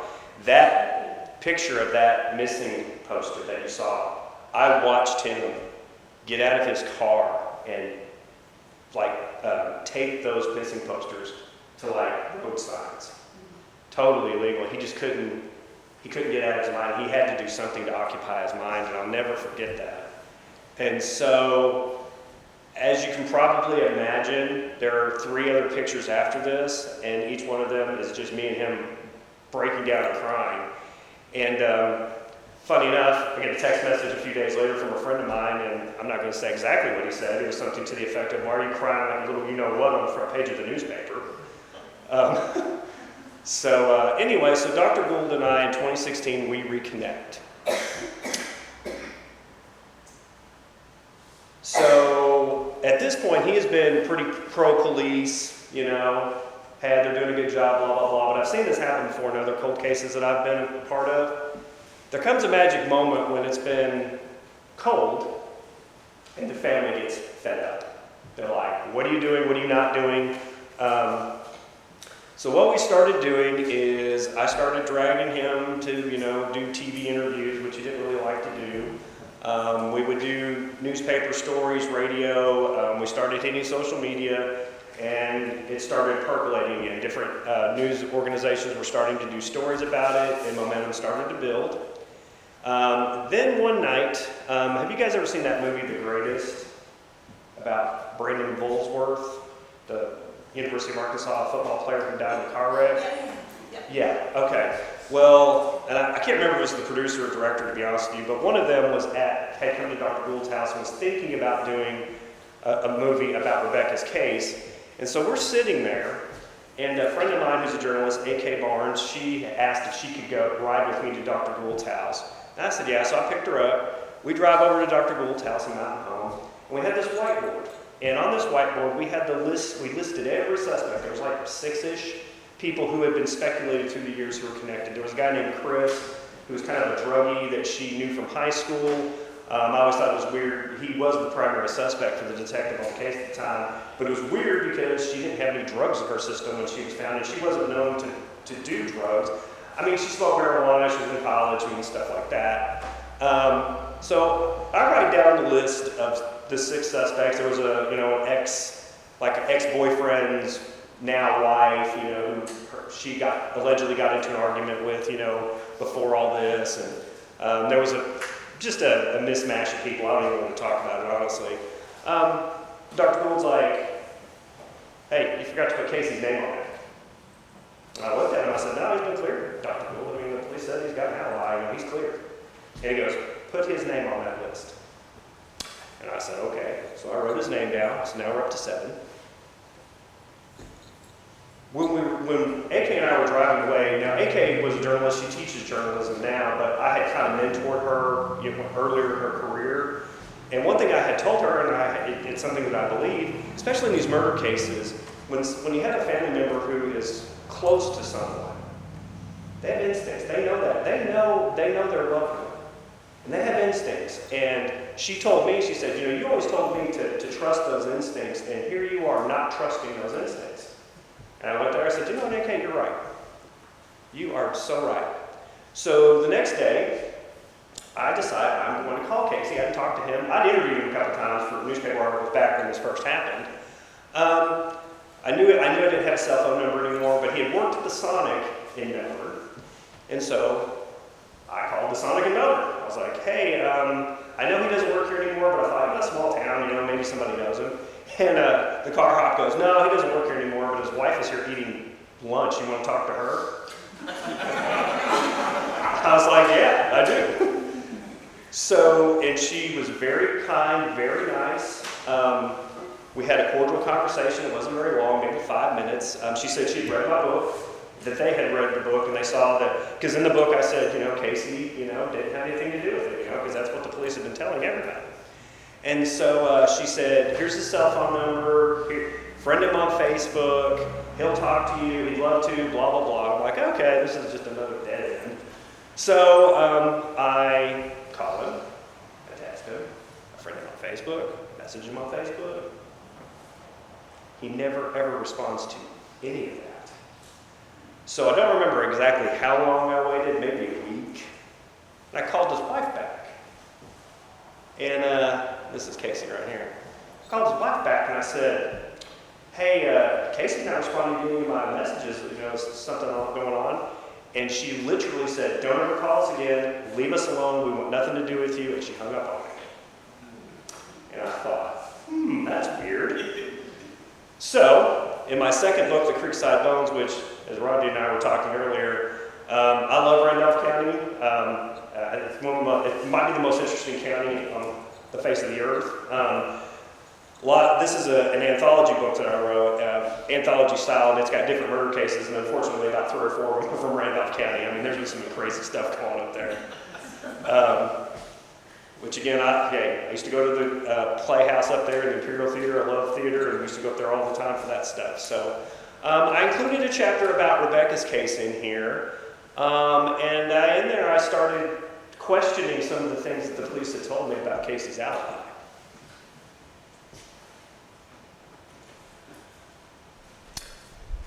So, back to our timeline, 2016 I reconnect with Dr. Gould, 2017 the book comes out with a chapter about her case, and then I get an email on March 13th, 2018 from a reporter from the Discovery Channel. Her name is Catherine Townsend. Catherine had an idea for a podcast called Ellen God. She asked me if I would participate in the podcast. I said yes. In the fall of 2018, as you can see, that's Dr. Oz with Dr. Gould and his 2 youngest daughters, and his now ex-girlfriend, and Catherine. They were on the show, and I don't remember, it was probably a day or 2 later the podcast launched, and that podcast started an absolute fury. I was in, I think, maybe 4 or 5 of the episodes.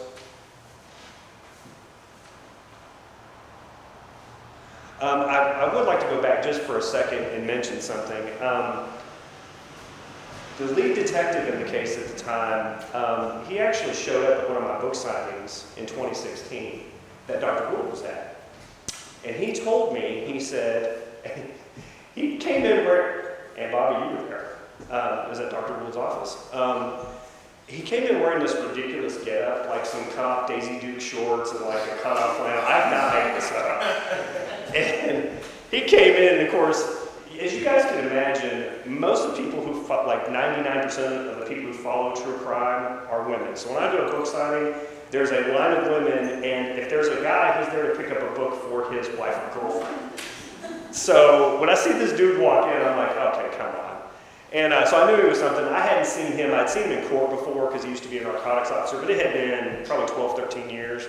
So he comes in, I pitched the book to him, and then he whips out his badge and goes, I'm Dennis Simons, Special Agent of the Arkansas State Police. And I said, okay. I said, well, what are you doing here? And he's like, I just want to see what you know.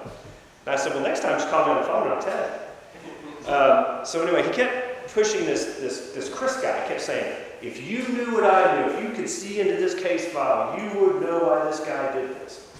And I was like, okay, because I had this crazy notion that whoever killed her had some connection to the house because they cleaned up the mess.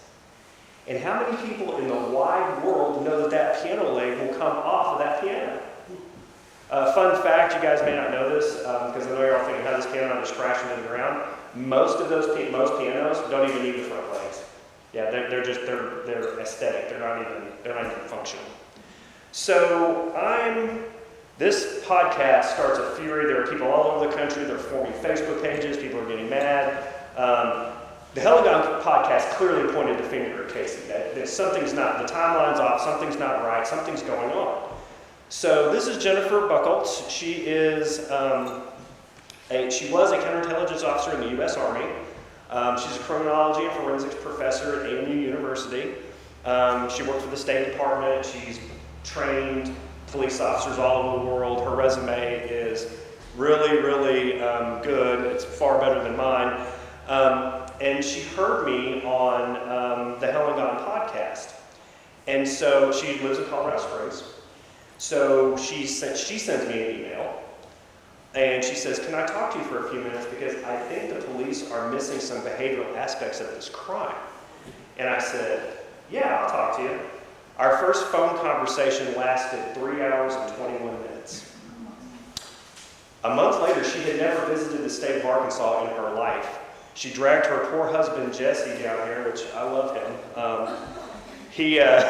I feel sorry for him because we literally go all over the country doing some crazy stuff and he has to put up with it. So she came here because she wanted to do some geographic profiling, meaning she wanted to go to the place where the murder happened, and then she wanted to plot how this murder, what route they would take. And it sounds crazy if you think, oh, you could just do that on Google Maps or whatever, but that's not the case. You need to go to the place. And so she came here, stayed a week, met Dr. Gould, got the autopsy report, and she saw this case exactly what I did. She's like, now I will say this, she has a hard time wrapping her mind around them using the piano leg to kill Rebecca. I said, but here's the problem. She died from a blunt force trauma to the head and the piano leg is missing. There's a reason why it's missing. So her and I would kind of go back and forth on that. She thinks it's probably a tire thumper, but anyway. But the cleanup and the removal of body, I don't think people in here understand. Most of the time, like if somebody murders someone, like, I hate to say this, but if I shoot you, you know what I'm going to do? I'm not going to grab you, throw you in my car, drive you around Powhatan. I'm going to get out of here. I'm just going to leave. And the one thing that I told the detective in the case at the time, I said, why would a druggie with no connection to the house, why would he clean up the mess, remove her body, and dump it 8 miles down the road? I said, why would he just take a match and burn the whole place to the ground? All the evidence gone then, and you know what? She died from blunt force trauma to the head, so if the ceiling were to collapse in on her, they might think that she just died in a house fire, and it wasn't a murder at all. Jennifer saw it exactly the same way. So one thing I noticed during when Heligon was out and all these pages were being made, which by the way, a bunch of them got deleted, and that was a problem. And I made a tremendous mistake because a lot of family members were on these pages commenting and saying things, and then they all got deleted. I'm talking like there would be 600 and 700 comments on some of these posts. It was unbelievable. So I told Jennifer, I said, okay, if we got to start a Facebook page. Now, I will say this. Jennifer came back to Arkansas in April because she thought the police were totally mishandling this, and she filed a report with the FBI. She went to the FBI field office, and then she went to the lieutenant governor's office and gave them a binder, a dossier of everything that she thought she met with Tim Griffin and told them everything that she thought they were doing wrong. And so after that, she's like, what are we going to do now? I said, let's form a Facebook page. And so we formed this Facebook page. And very early on, we got a new member. His name is William Miller. Now, William is the first cousin of Casey McCullough. Now, this was a surprising. We knew that the family members would try to join because they always want to keep up with what's going on. And so he wasn't particularly suspicious to us because he lived 11 hours away in a little town called Aransas Pass, Texas, which coincidentally, my aunt and uncle lived there for a while and actually visited Aransas Pass during the time that William was living there. So he joins our page and he's communicating with us. He's giving theories and he's commenting and he's private messaging. Now, he private messaged me once or twice. He private messaged Jennifer like hundreds of times.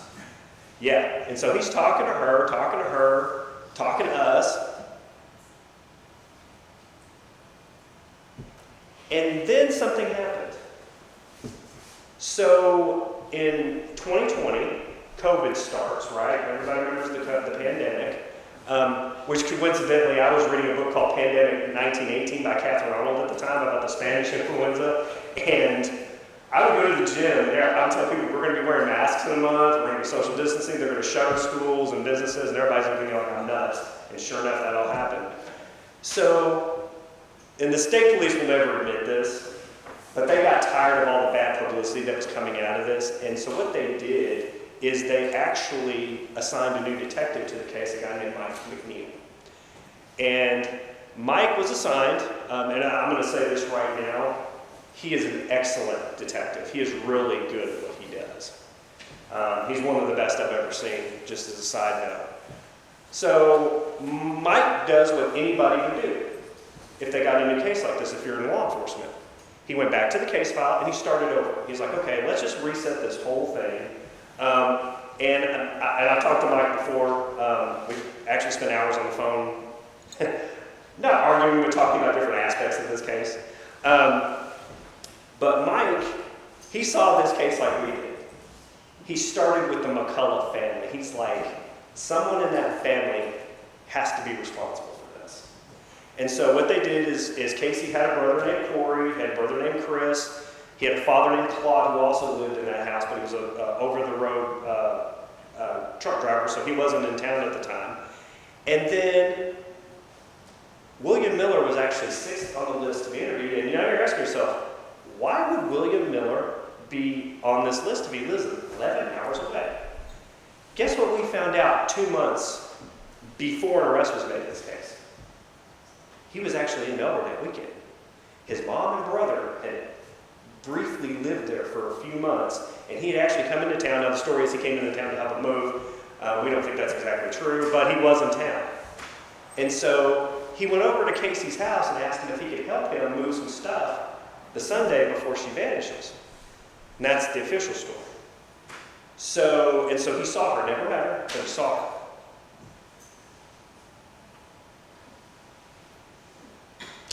So he works on oil rigs all over the world, this William Miller, okay? And he's living in the Philippines because he has a plantation there with his Filipino wife, and he's got a couple of kids there. He has a couple of kids here in the States too.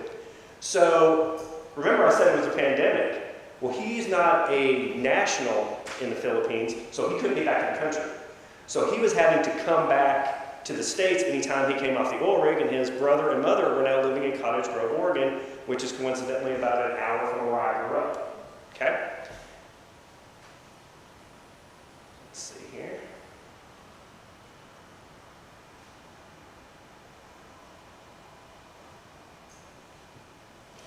Mike interviews William, and if you guys want to see this interview, it's on our Facebook page. If you want to join I think we still call it the Unsolved Murder of Rebecca Gould page.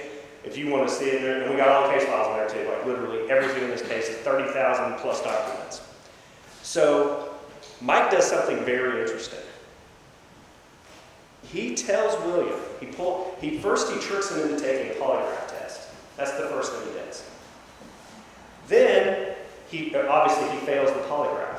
So then Mike comes in, and you can see in the video, he says, I have two pieces of information I want to share with you. One is he pulled out a picture of the bloody rag that was used to wipe off the walls. He said, "We have the killer's DNA on this rag." And then he pulls out a picture of the inside of a truck that William owned at the time of the murder. He had the Texas Rangers track this actual truck down and take pictures of the inside of it. And he said, "I need you to explain something to me, William. Why is Rebecca's DNA next to the brake pedal in this truck? How did it get there?" He says, "You cannot explain that away." So then he looked at him, he says, "Tell me, did you do this? Or how did you help Casey cover it up?" Literally at the moment. And then he confesses. He says that he saw Rebecca. He said that he knew Casey was going to be at work. So then he parked his truck out in the field behind the house. Then he went up to the door, knocked on the door, said he was Casey's cousin, and said that he needed to use the phone. And then he said that a murderous rage just filled him and he decided that he was going to kill her, which we know that's just not true.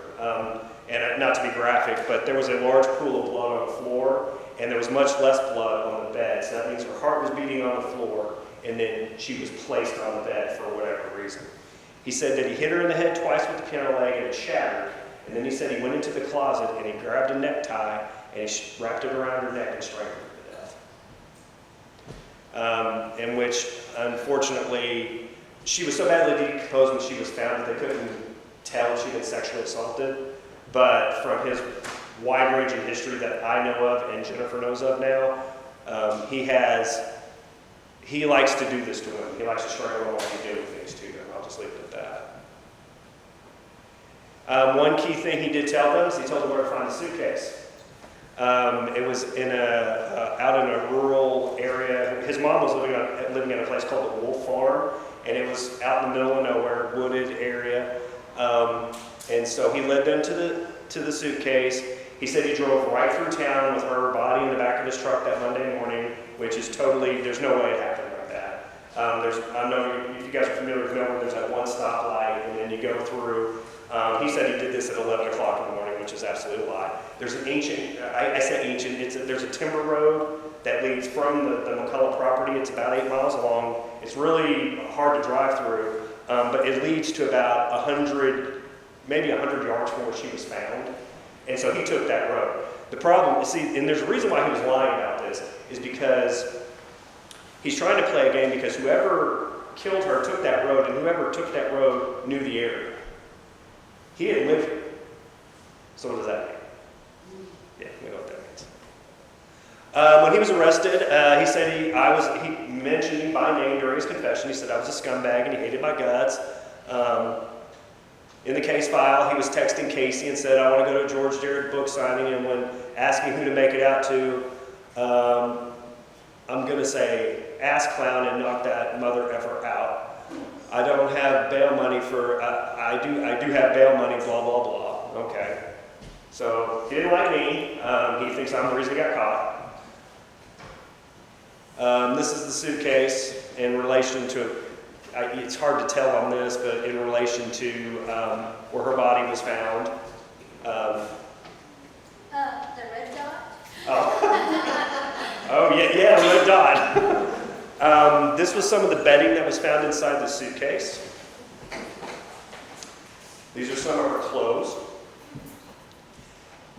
Now I want to say this at this point, and I forgot to, I should have put a slide in here on this. The suitcase is very interesting to us because when it was found, it was open and all the bedding was in a pile over here. William said he took the suitcase and threw it from the road, and then he said he went back the next night and tried to find it before he left town that week. They left town during the week that they were searching for her body. I mean, they left it just 2 days afterwards. What's interesting about the suitcase is if you throw it and it lands, it shouldn't be open, right? So one night, when Jennifer was on one of her many trips here, and you remember this, Trace, we were were sitting around Saturday night drinking wine, and we decided to do what we always do. We pulled out the case file, and we started looking at that suitcase. We looked at every bit, all the teeth along the zipper. Not one of the teeth on that zipper was broken. So how in the world did he take this suitcase and throw it, and it land like that? That's not what happened. Now, I believe he threw it. Someone went out there and opened that suitcase and dumped all the contents out. Now, ask yourself this question. What would be so important for someone to go out there and open up that suitcase and get something out? Murder. And guess what? William Miller never, ever came back to Arkansas after she was found. And by the way, that bedding, oh, and by the way, the inside liner of the suitcase looked brand new. It's been sitting out there for 16 years.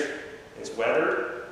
All that bedding should have been absolutely destroyed. It should have been covered with leaves. You can see it, it's clear. It's like somebody just dumped it on top of the leaves. There's leaves underneath it. So they find the suitcase 5 days after William Miller confesses. So it is our belief in that 5-day period, someone had to have gone out there and opened that suitcase for some reason. That's me, Jen, and Dr. Gould. Now, she's not that much taller than me, but she decided to be, to wear these boots. She's about an inch taller than me anyway, so when we go places, bad enough. So she comes walking out in these, elevator boots, and she's like, I'm going to intimidate everybody in that courtroom today. And I said, okay. I said, well, you're making me look like a Smurf, thanks.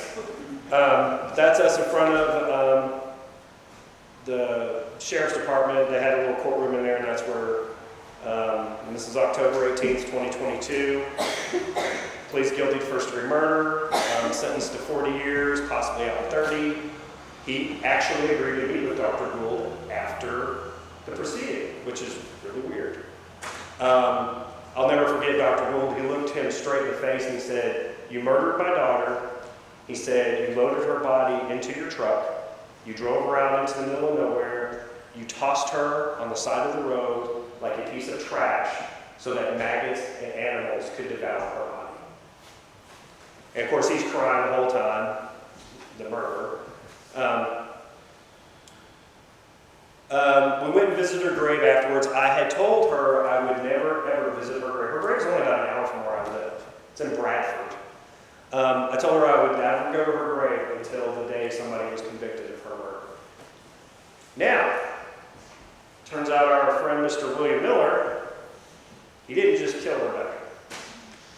He's a serial killer. He confessed, during her confession, he confessed to 5 of the murders, and he gave graphic details about what he did to these women. He said he murdered women in Texas, Alabama, possibly Georgia, Oklahoma, Louisiana. He lived overseas. Claimed he never killed anybody overseas, which is obviously ridiculous because it's much easier to kill people overseas. I mean, you guys can imagine, he lived in the Philippines. And so this is a VICAP alert that the FBI sends out to agencies. Now, he did do one thing, which unfortunately is smart for him, is he didn't give the names of the victims. But he gave graphic details, and he kept saying, I'm a monster, I'm a monster. And listen, I've written a lot about false confessions. He lied about details, but he did not falsely confess. He knew where the suitcase was at. And no one is going to call themselves a monster if they had nothing to do with it. So, remember when my buddy, the detective, said, if you just had the case file and you see this the way I do? Well, I have the case file now. Fun fact, I don't see it the way he did it. He's not even close. So, William, I've told you his story. Casey was at work. Jeremy and Linda, okay, by the way, that Monday night when she allegedly vanishes, while Casey's out with his 4 friends all night, William and his mom and Jeremy, they drive to Branson, Missouri. And obviously what they're trying to do is establish an alibi, right?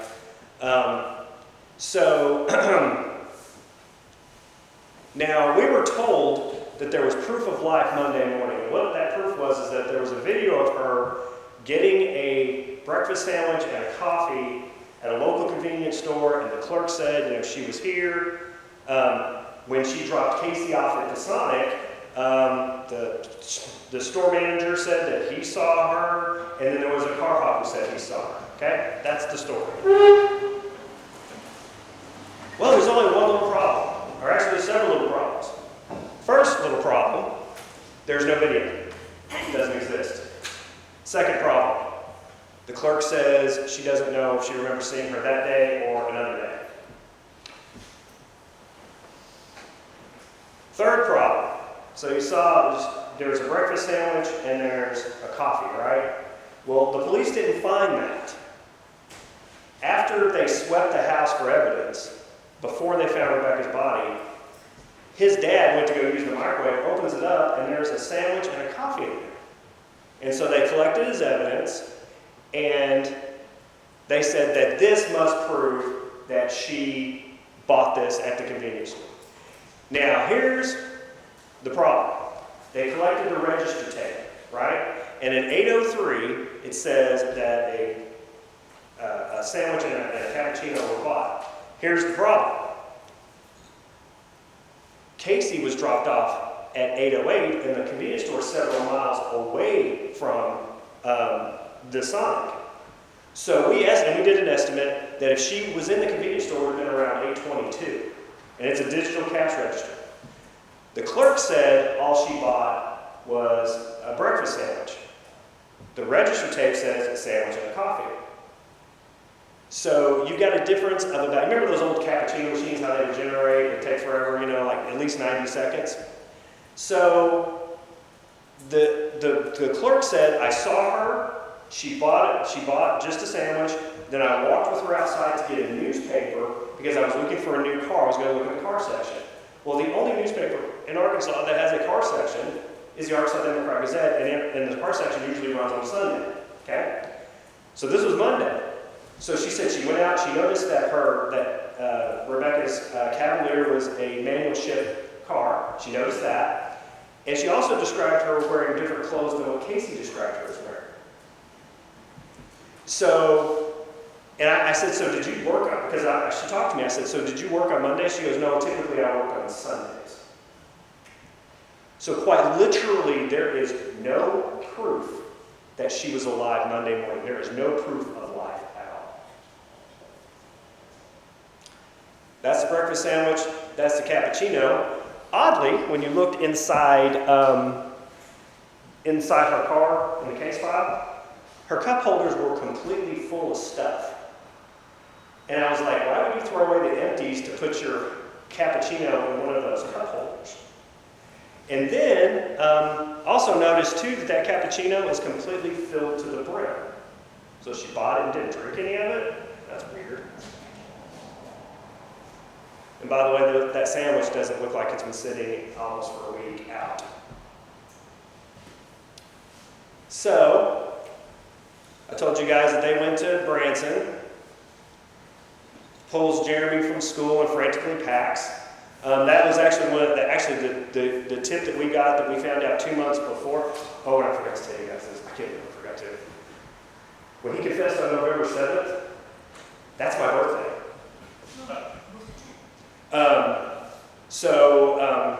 Anyway, they went to the school and got Jeremy out of school. He was only 14 at the time, him and his mom. And so they pulled him out of school. The tip that we got actually came from people connected to the educators. There was an administrator and a teacher at that school who thought it was really odd. And they told the police back in 2004, hey, we need to look at this. And in fact, the state police did send a detective from Texas over to the Miller's house. They were interviewed before Rebecca's body was ever found, and that was sitting in the case file for 16 years and nobody acted upon it. And in that report, the detective even noted from Texas said, he noted that he asked Jeremy, the 14-year-old brother, he said, was there anything about the furniture in your cousin Casey's house? Was there anything about it? He goes, oh yeah, the piano label comes. And as soon as he said it, it's in the report, he said that Jeremy locked eyes with his mother and never said another word. And I told somebody, if they would have taken that kid into another room at that moment, we would have known exactly what happened. When Casey's first interviewed, he said that she was the most beautiful creature that he'd ever seen. You know how many seconds Casey spent looking for Rebecca after she vanished? 0, not 1. You know, this is a girl that he literally told the police when I first saw her, she was the most beautiful creature I'd ever seen. He was obsessed with her. Like literally, he would go crazy if she would date other guys. Like it would drive him nuts. So he goes out with his 4 friends that night, right? Remember that? They go see the movie Resident Evil. They go out to eat. At one point, he borrows one of his friend's cell phone and he makes a call. And when he gets off of that call, all 4 friends said almost the exact same thing. That he said that she was missing, and all 4 of them said, I can't believe she's not running out the door to go find her.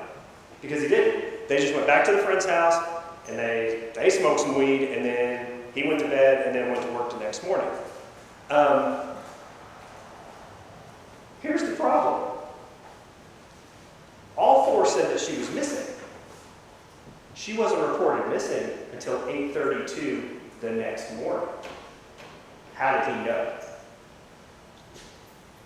Yeah, and by the way, the call that he made was to his own cell phone, which I had speculated about for years. Yeah. So, remember those pictures of the bloody mattress and all the bloody bedding and all that other stuff that I showed you earlier?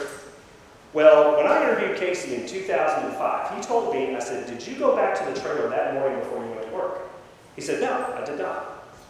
I said, okay. Well, it turns out that's not true either. He went to work, but he didn't have a work shirt. So his manager said, you've got to go home and get a work shirt. So guess what he did? He went back to his house. Now, mind you, his room is ransacked. There's broken mirrors, clothes everywhere, blood obviously everywhere, bloody bedding in the washing machine.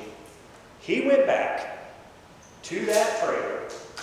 He opened the lid on the washing machine. You guys all saw it. His own bed has no bedding on it. All of her stuff is there. And his story is he just saw all this and went back to work. And that's when the mom called, and that's when they had to do the welfare check, just minutes later. His younger brother, Corey, told an ex-wife and another woman that he had a child with that he was actually there when murder happened. And we don't know what he means by that. And this is a text message that the younger brother sent to Casey. Okay, bro, so I just got done talking to Detective McNeil, and he said you were at the trailer 2 days before the murder. Is that true? Nope, he's trying to trip us up. I told him I don't remember that.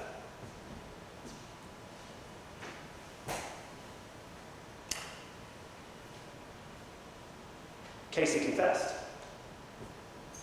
2011, he's working with 2 friends named Tad and Jake.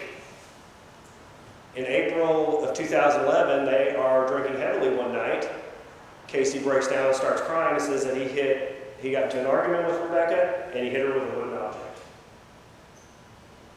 Days later, he tells the same story, only adds more details. It happened at night, used the word we when stating that the body was moved, said the piano leg ended up in the White River, said he got away with it because the police had the wrong timeline. 2 details only the killer would know. This guy, Tad, knew. At this point, when Tad is telling this story, he knew that she had been struck in the head twice.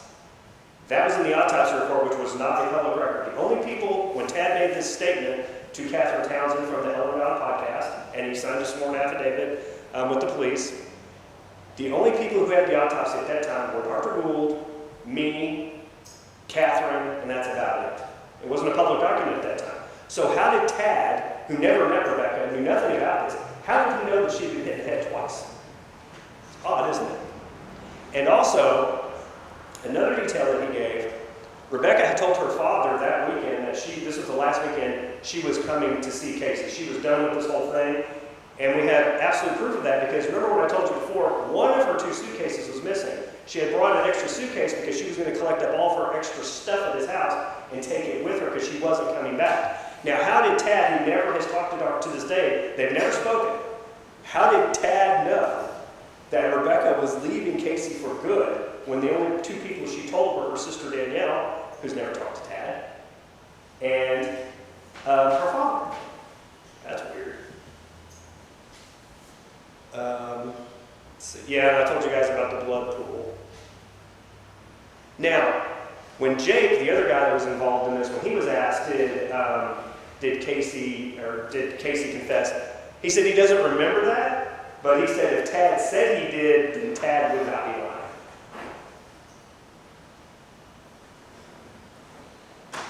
So, in conclusion, there's no proof of life Monday morning. Killer used 2 weapons. I've had prosecutors argue to me that means that there could be 2 people involved in a murder. Miller has repeatedly told different stories. Like, every detail is always different. He told Dr. Gould that he hit her in the head and then tried to give her CPR, didn't know what to do, started crying. So he said if his DNA was found on her shirt, it was from his tears. Yeah, and by the way, the piano blade being the murder weapon, it's the only one in the history of the United States. We've never found another case of this. Lies, lies, and more lies. Statistically, this murder is impossible the way that it's been portrayed. This is a piece of origami artwork that William Miller made in jail. He made it as a Christmas present to his brother and mother. Well, guess what? Inside, and it was taken out of the Iser County Jail. Inside it were a bunch of notes. It was instructions to his brother Jeremy on how to, this was before the trial. It was instructions on how he should testify or tell the story about what happened.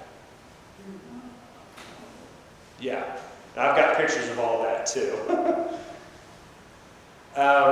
When we went to Rebecca's grave, actually some people that we're friends with through this case actually went to her grave. This is a business card that Mike McNeil, the detective, left under a rock near her headstone. I just thought it was nice that he did that. He told me, he said, I didn't mean for anybody to ever find that. And I said, well, we found it.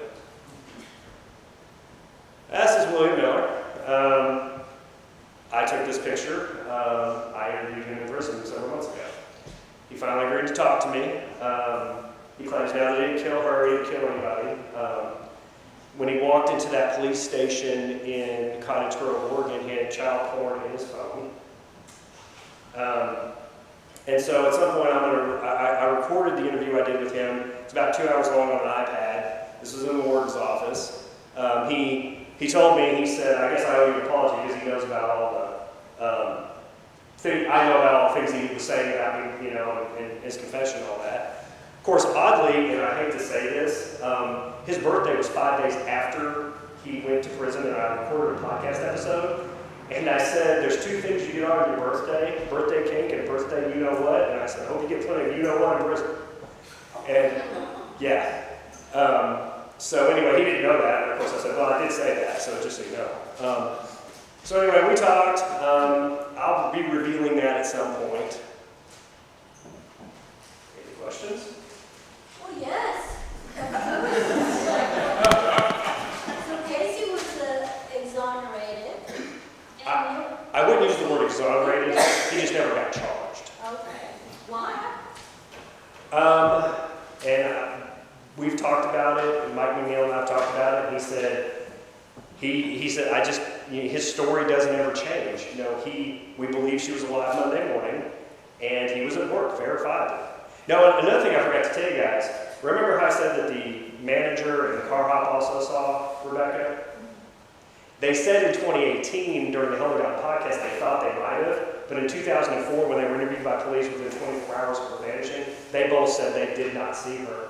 And in fact, the car hop said that when Casey walked in, he said, oh yeah, Rebecca just dropped me off. Like he made it a point to tell her that, she just dropped him off, but no one saw her.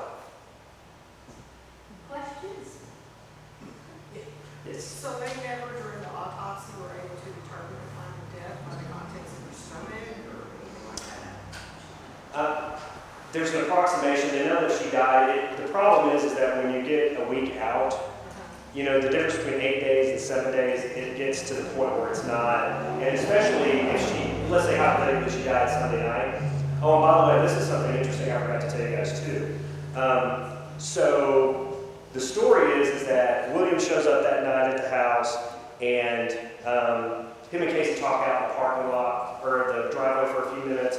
He sees Rebecca, and then he leaves. Okay, here's the problem. Casey was asked to write down a list of people who had been in the house so that they could compare for DNA. He states that William Miller and Jeremy Miller were there, and there's a dash outside both their names, and it says Sunday night. So back in 2004, he was saying that these two had been in the house that night, as opposed to the story that they were just out in the driveway. So there's a big conflict there.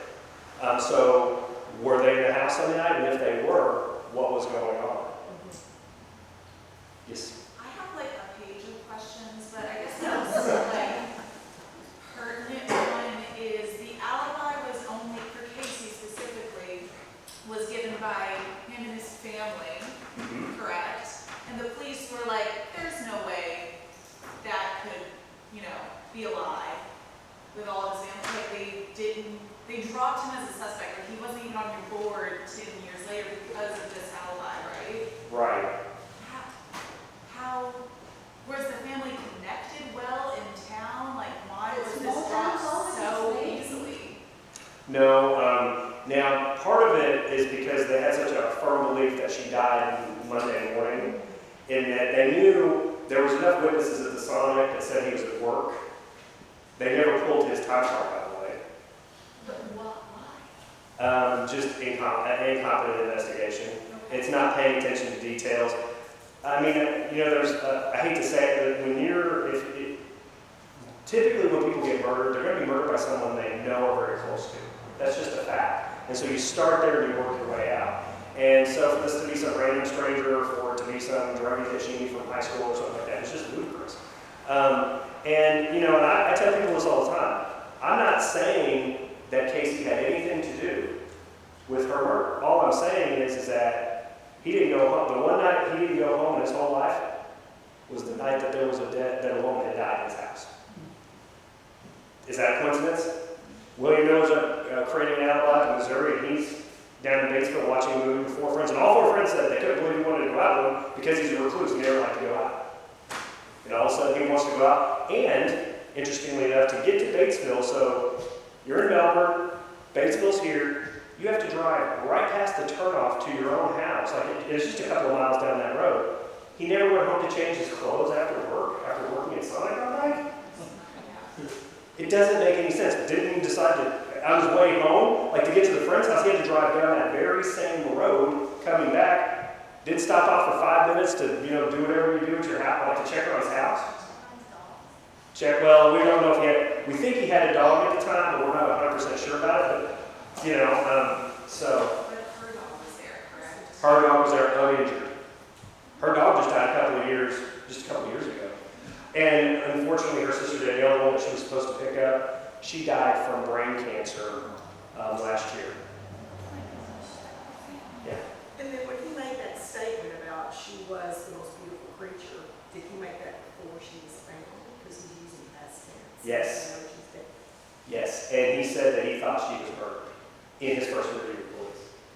Which is also interesting too, because people don't typically, when they're emotionally connect someone, and I'll give you an example. So if you, heaven forbid, your child is missing, you don't call 911 and say, my child was kidnapped, because kidnapping has a connotation of them never coming home.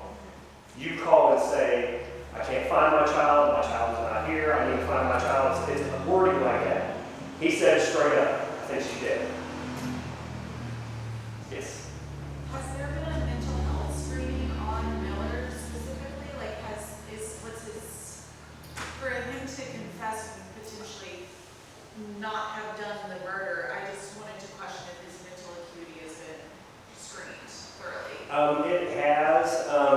He is of average intelligence. I mean, he's not, and I want to be clear about this. He's involved somehow. He knows too much.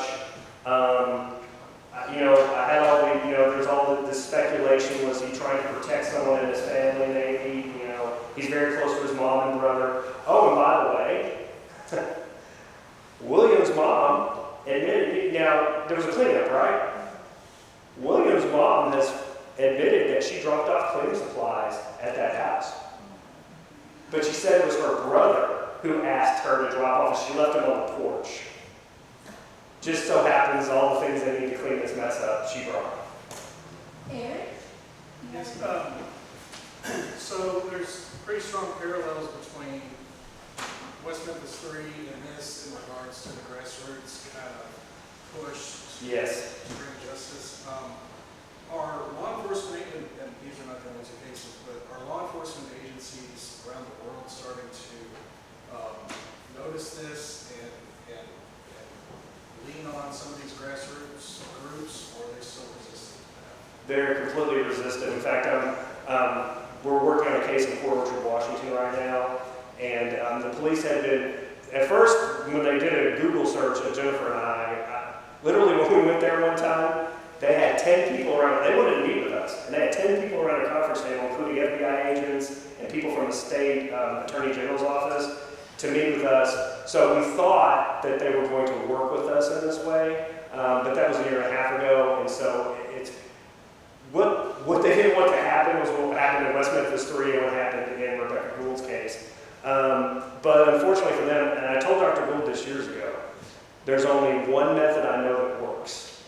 It is unrelenting public pressure. Social media, regular media, never just pound, and eventually you'll get a change. Because, like the state police, they were tired of being embarrassed. I know that, what it was. And I told Mike that, I said, I know why you decided this case. He goes, oh. I'm like, yeah, I have sources deep within the state police. I get stuff leaked to me all the time, and they know that. But no, they're not learning.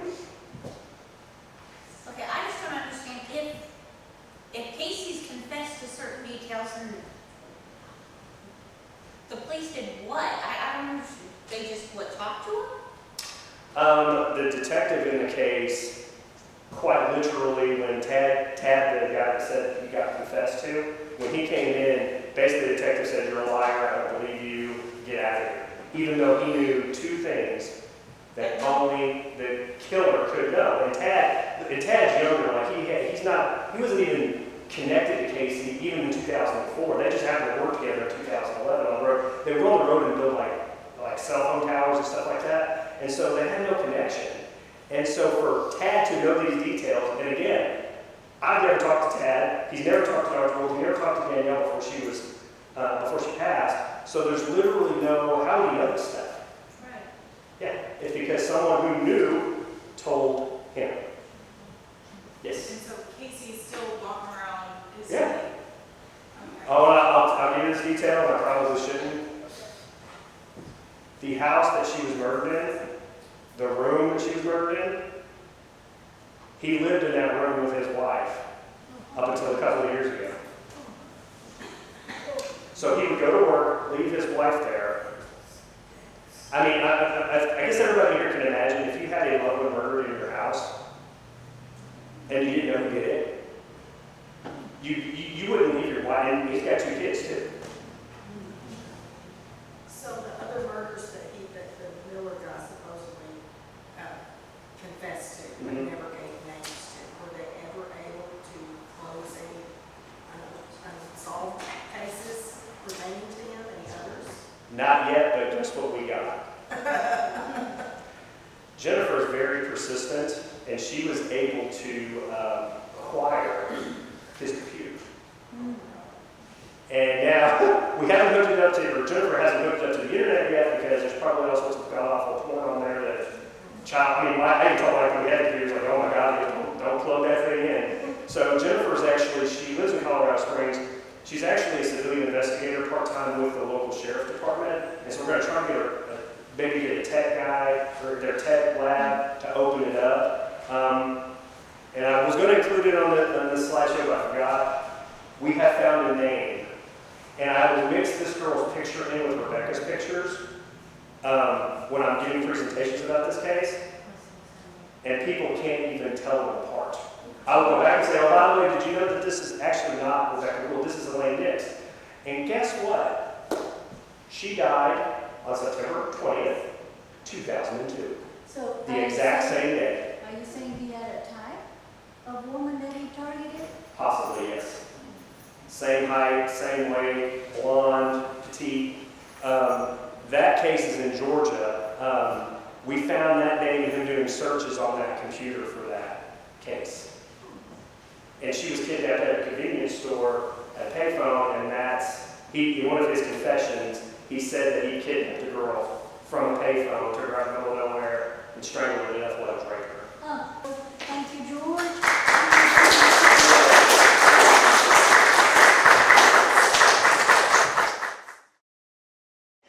Our next speaker is Miss Janie Nesbitt Jones, who will be talking to us today about the Arkansas Hitchhike killer.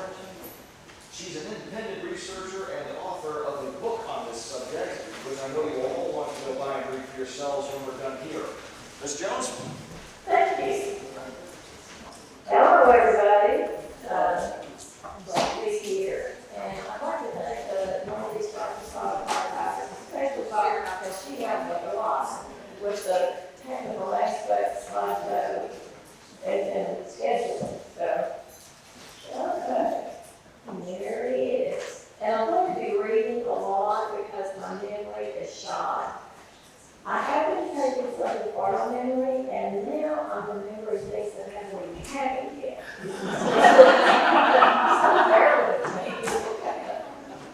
I first learned about James Ware Hall when I was writing for AY magazine, and my friends, Wanda and Mitch, suggested I do an article about Hall, who is better known as Red because of his red hair. Wanda grew up in the little Walker County town of Enola, near Red's birthplace, which was the community of Happy Valley.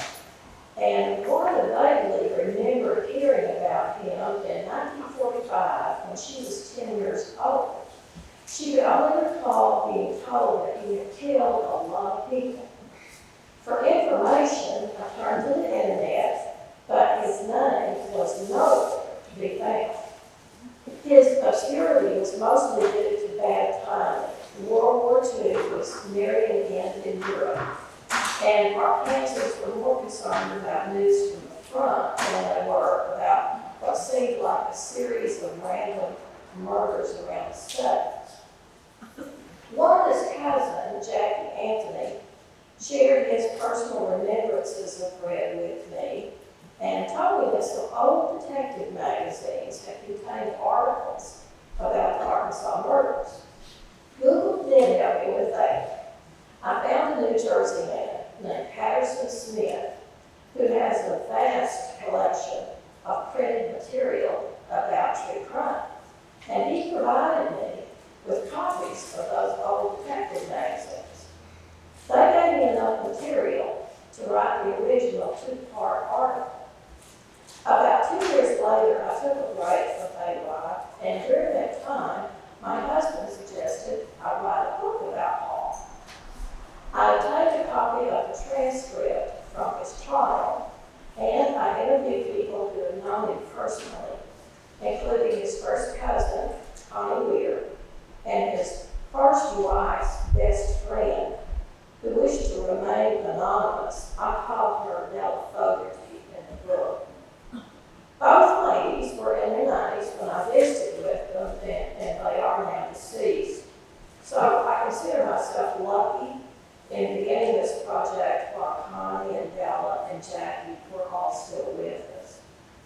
But I owe my biggest debt of gratitude to Mr. Joe Burgess. Without Joe, there would be no book. Joe Burgess. He was the inspector of police beat reporter from Arkansas Casino. The cops considered him one of their own and honored him with his own badge upon his retirement. They let him sit in on the interrogation of Red and let him go with them to crime scenes when Red was leading them around to a tour of the crime scenes. And Joe also got an exclusive interview with the man of the hour. Joe also fulfilled the role of what would have been comic relief in a work of fiction. He added much needed levity to a work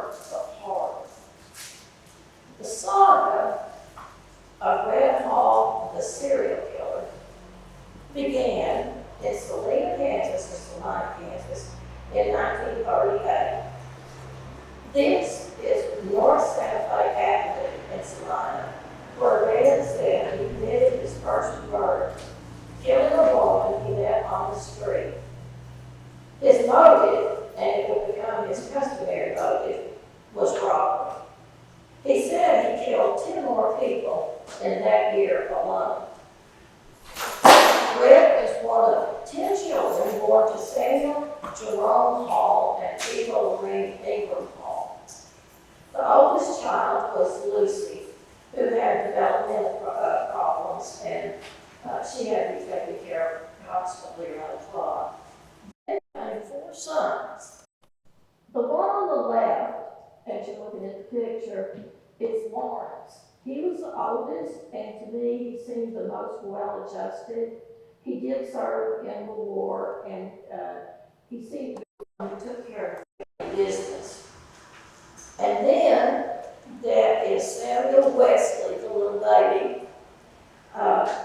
Many years later, he would commit suicide. The next one is Gilmore George, or George Gilmore. I have heard it and read it both ways, but his father and Red just called him Gilmore.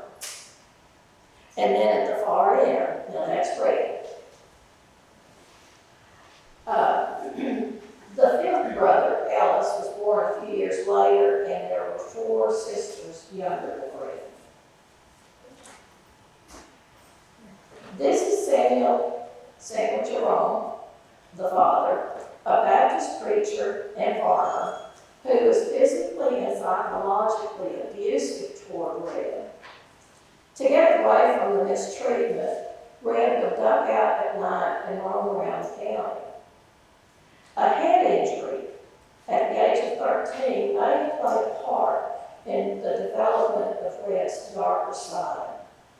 When the head injury happened, he was unconscious for an hour or so, according to his father. He was sick for several days, and he didn't recover for 2 or 3 weeks, so that was a pretty serious head injury. And people who knew him said he was never the same after that. He would fly courageous for no apparent reason. He also exhibited physical signs of a neurological problem, such as an unusual way of running. He always led with his left side. Oh, there he is with his perpetual smile. He started hitchhiking through various states. He would hitchhike and he would hop freights, but he really loved to hitchhike. But he always came back home, and when he was still only 17, this is still 1938, he married a naive young country girl named Walsing McKee. They farmed, something Red really hated, so he continued his wandering ways even after marriage, and Walsing put up with it. He would be gone for weeks at a time. He would send her picture postcards from different states, and he would always come back with presents for her. They had 2 children, 2 sons. One was stillborn, the other one did survive. Eventually, Red felt he was just too hemmed in because, for one thing, Walsing's mother, Amanda, lived with her. And Red used that as an excuse to ask for divorce. He said that her mother was always poking her nose into their business. By October 1943, the war effort needed 10 million more able bodies. So the Navy started drafting men, and Red was one of them. His military career didn't last long, though, because after 6 weeks of boot camp, he was booted out. His superiors at the Navy training station told him he was being discharged because of his inability to follow orders, or, as they said, quote unquote, his indifference. He didn't really know what they meant by that, but he was pleased. Back in Arkansas, Red had found the perfect job, working at the Yellow and Checker Cab Company in Little, where he was considered such a good employee that whenever he chose to go on one of his trips, his boss would always rehire him when he came back.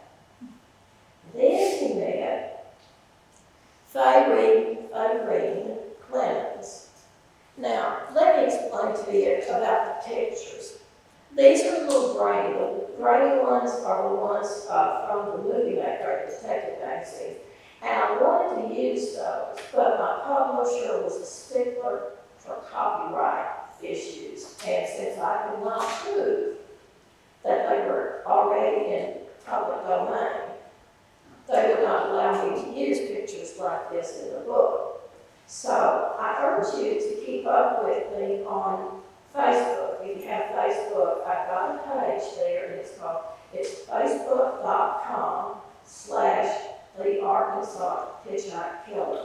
And you can see more old pictures and things that I have learned since the book came out. Following a whirlwind romance, Red and Faye were married. Unlike the meek and mild Walsey, Faye was feisty. She and Red quarreled a lot, and she wanted to go on trips with him. She did accompany him on one such trip to Oregon, and that may have led to her demise. This is the picture postcard featuring the 555 building, a familiar landmark in the front for many years. Opened in 1917, the 555 Tire and Service Company was the brainchild of Roy Edward Stewart. Once built as the largest service station in the world, standing 4 stories high, the 555 was strategically located at the intersection of 3rd and Broadway, a particularly busy intersection since Broadway was part of Highway 67 back then. Stewart named the structure after its easily remembered phone number. Back then, they just had 3 numerals for the phone number, 555. And you can see those conspicuously large numerals. It's up there just under the flag. The 2nd and 3rd floors were rented out as a storage for cars, but the top floor was the unlikely site of a popular ballroom of the Rainbow Garden. And Faye loved the Rainbow Garden. A Tiffany crystal chandelier illuminated the nightclub, which could accommodate as many as 500 dancers. Yeah. And they had top entertainment. They had Jimmy Dorsey and Cap Calloway and others of their caliber. So it was really a hot spot. On September 14th, 1944, it was ladies' night at the Rainbow Garden. So Faye, her friend Katie Bryant, and Red went there for an evening of fun and frivolity. Faye had loved to dance, but by midnight she was ready to leave because she was wearing new shoes and they were killing. So she wanted to go down. On the way out to the car, she and Red got into an argument and decided. They got in the car, Red dropped Katie off at her apartment. And she would be the last person to see Faye alive. 10 days later, Ada Clemens reported her daughter missing.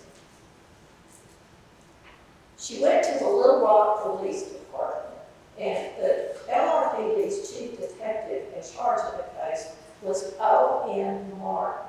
Alice knew Martin. And he assigned the investigation to Detectives Herbert Peterson and Harold Judd. When they interviewed Red, he said Faye had left him and gone to California. Her family didn't believe that for an instant, so the cops kept tabs on Red, sort of, but they had no evidence to prove he was lying, and there really wasn't anything they could do. The following January, a timber crew near Camden discovered the body of Carl Hamilton, a local barber and bootlegger been shot to death. His pockets were turned inside out, and his shoes were gone. An autopsy revealed two .45 caliber bullet wounds, one in the side and one in the heart. Now, because many soldiers carried .45 caliber sidearms, the Washington County Sheriff's Office theorized the killer might be a serviceman, and any crime involving a member of the armed forces meant the sheriff could request assistance from the Arkansas State Police, and that's what he did. Now, here's a book I recommend. Michael Lindsay's book, The Big Outlaw. It's very informative. It's about the establishment of the state police, and it's really entertaining reading. And it was a big help in my research. The Arkansas State Legislature created the force in 1935. J. Earl Scroggin was a member of the original 13 troopers, or rangers, as they were termed initially. He had spotless reputation and was an expert in identification techniques such as fingerprint analysis. And by 1945, he was Captain Scroggin, based at Troop 1 in Little Rock. When he received word of the Hamilton slaying, he assigned the case to Lieutenant Red Oliphant and Sergeant Homer Sims. Red had borrowed a .45 caliber revolver from fellow taxi driver Lonnie Lund. When he got the gun back, Blaine noticed 2 shots had been fired. He heard about the Hamilton murder on the radio and suspected Red of the killing, but he didn't say anything because Blaine himself was an ex-con, and he was afraid of being implicated in the murder. On February 1st, 1945, Red hitched a ride with E.C. Adams as Adams was passing through Little Rock on his way from his home in Kansas to his new job at the ordnance plant in Canton. Later that day, a part-time deputy sheriff noticed a car with Kansas plates parked by the roadside near the courthouse. On further inspection, the deputy found a dead body in an area of dense trees and undergrowth. It was E.C. Adams. He had been shot in the back of the head. The state police ballistics expert was Alan Templeton, and he determined the slug that killed Mr. Adams was a .38 caliber. Like Hamilton, though, Adams's pockets were turned inside out and his shoes remained on his feet. When Detectives Sims and Oliphant retraced Adams's route all the way from Kansas, they concluded that if he had picked up somebody, he did so in Little Rock. Therefore, Scroggin alerted Detective Chief Martin at the LRPD. 1 week after the Adams murder, 30-year-old meat truck driver Doyle Mulhern was shot and killed as he headed for Stuttgart along his delivery route. The next day, 2 fishermen found his body in a ditch nearby the Bayou Rio Bridge. Captain Scroggin and Detectives Oliphant and Sims saw similarities between the slayings of Aaron and Adams, and the picture came when Detective Templeton determined that the bullets that killed those 2 victims came from the same gun. And there's an assortment of guns that he had. The Mulhern murder was also the one that gave the detectives their first big break in the series of slayings. Mulhern had been known by people along his route, and they remembered seeing him in a truck with another man, a man with wavy red hair. Then 2 boys who had been fishing in Bayou Rio said they had seen a good-looking young fellow near the bridge around the time of the murder, a fellow with wavy red hair. This was the first essential clue to the identity of the murderer, soon to be called the Arkansas Hitchhike Killer. On March 2nd, 1945, Little Rock police broke up the fight and back alley behind the bar and grill. Actually, the fight was over by the time they arrived, because Red was standing over the unconscious body of William Blevins, who was beaten and stomped so severely that he was hospitalized and on the critical list for 36 hours, and he had to stay in the hospital for several weeks. But Hall, he pled guilty to simple assault and was let off with a fine of $100 plus court costs of $6.90. Yeah. Talking his way out of jail by claiming self-defense, he also mentioned to the judge that he was a Navy veteran and the son of a minister. Sometimes, especially when he was in the company of young females, Red alluded to his participation in the battles of Midway and Guadalcanal. Yeah. We'll never know if any of the motorists who picked him up ever asked why he wasn't fighting overseas or at least helping out at home. At the height of military production, Arkansas had as many as 25,000 people, mostly women, working at ordnance plants. Besides the one in Camden, 5 other munitions facilities were located in the state. Military installations included Camp Joseph T. Robinson, we call it just Camp Robinson now. It had a fluid population of 50,000 people because it contained a training base for soldiers, a POW camp, and a hospital. The most severely wounded veterans were treated there. Among visitors who hoped to lift the spirits of wounded soldiers was Cary Grant. Cary is signing the cast on that gauze leg. I like that picture. J.D. Newcomb was Red's next victim. He was the chief boiler inspector for the state labor department and was on his way to Clarksville when he gave Red a ride in front of the ordnance plant at Marche. He put up a fight, and Red shot him in the face, killing him instantly.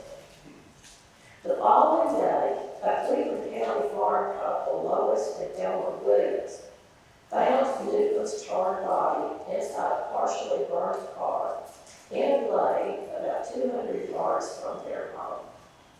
Members of the National Board of Boiler Inspectors offered a $500 reward for information leading to the capture and conviction of the killer. The Arkansas Butane Dealers Association added another $500, and North Little Rock's Phelps Lodge number 1004, to which Newcomb belonged, pitched in another $100. So you're talking real money here. Real reward money, so it added up to $1,100.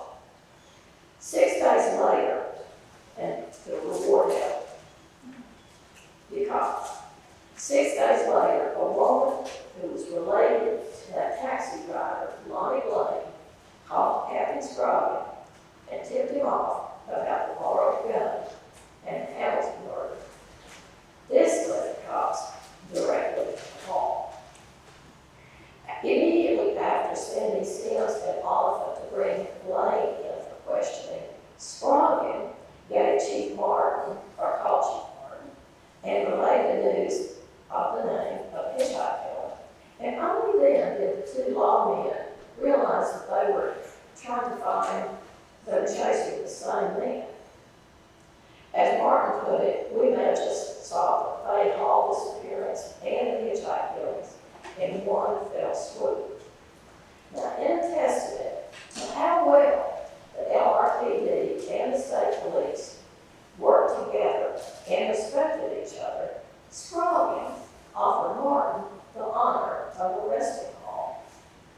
When separate law enforcement agencies become too competitive and territorial, lives can be lost, as was the case with Richard Ramirez, if y'all remember him, the Night Stalker in California in the 1980s, because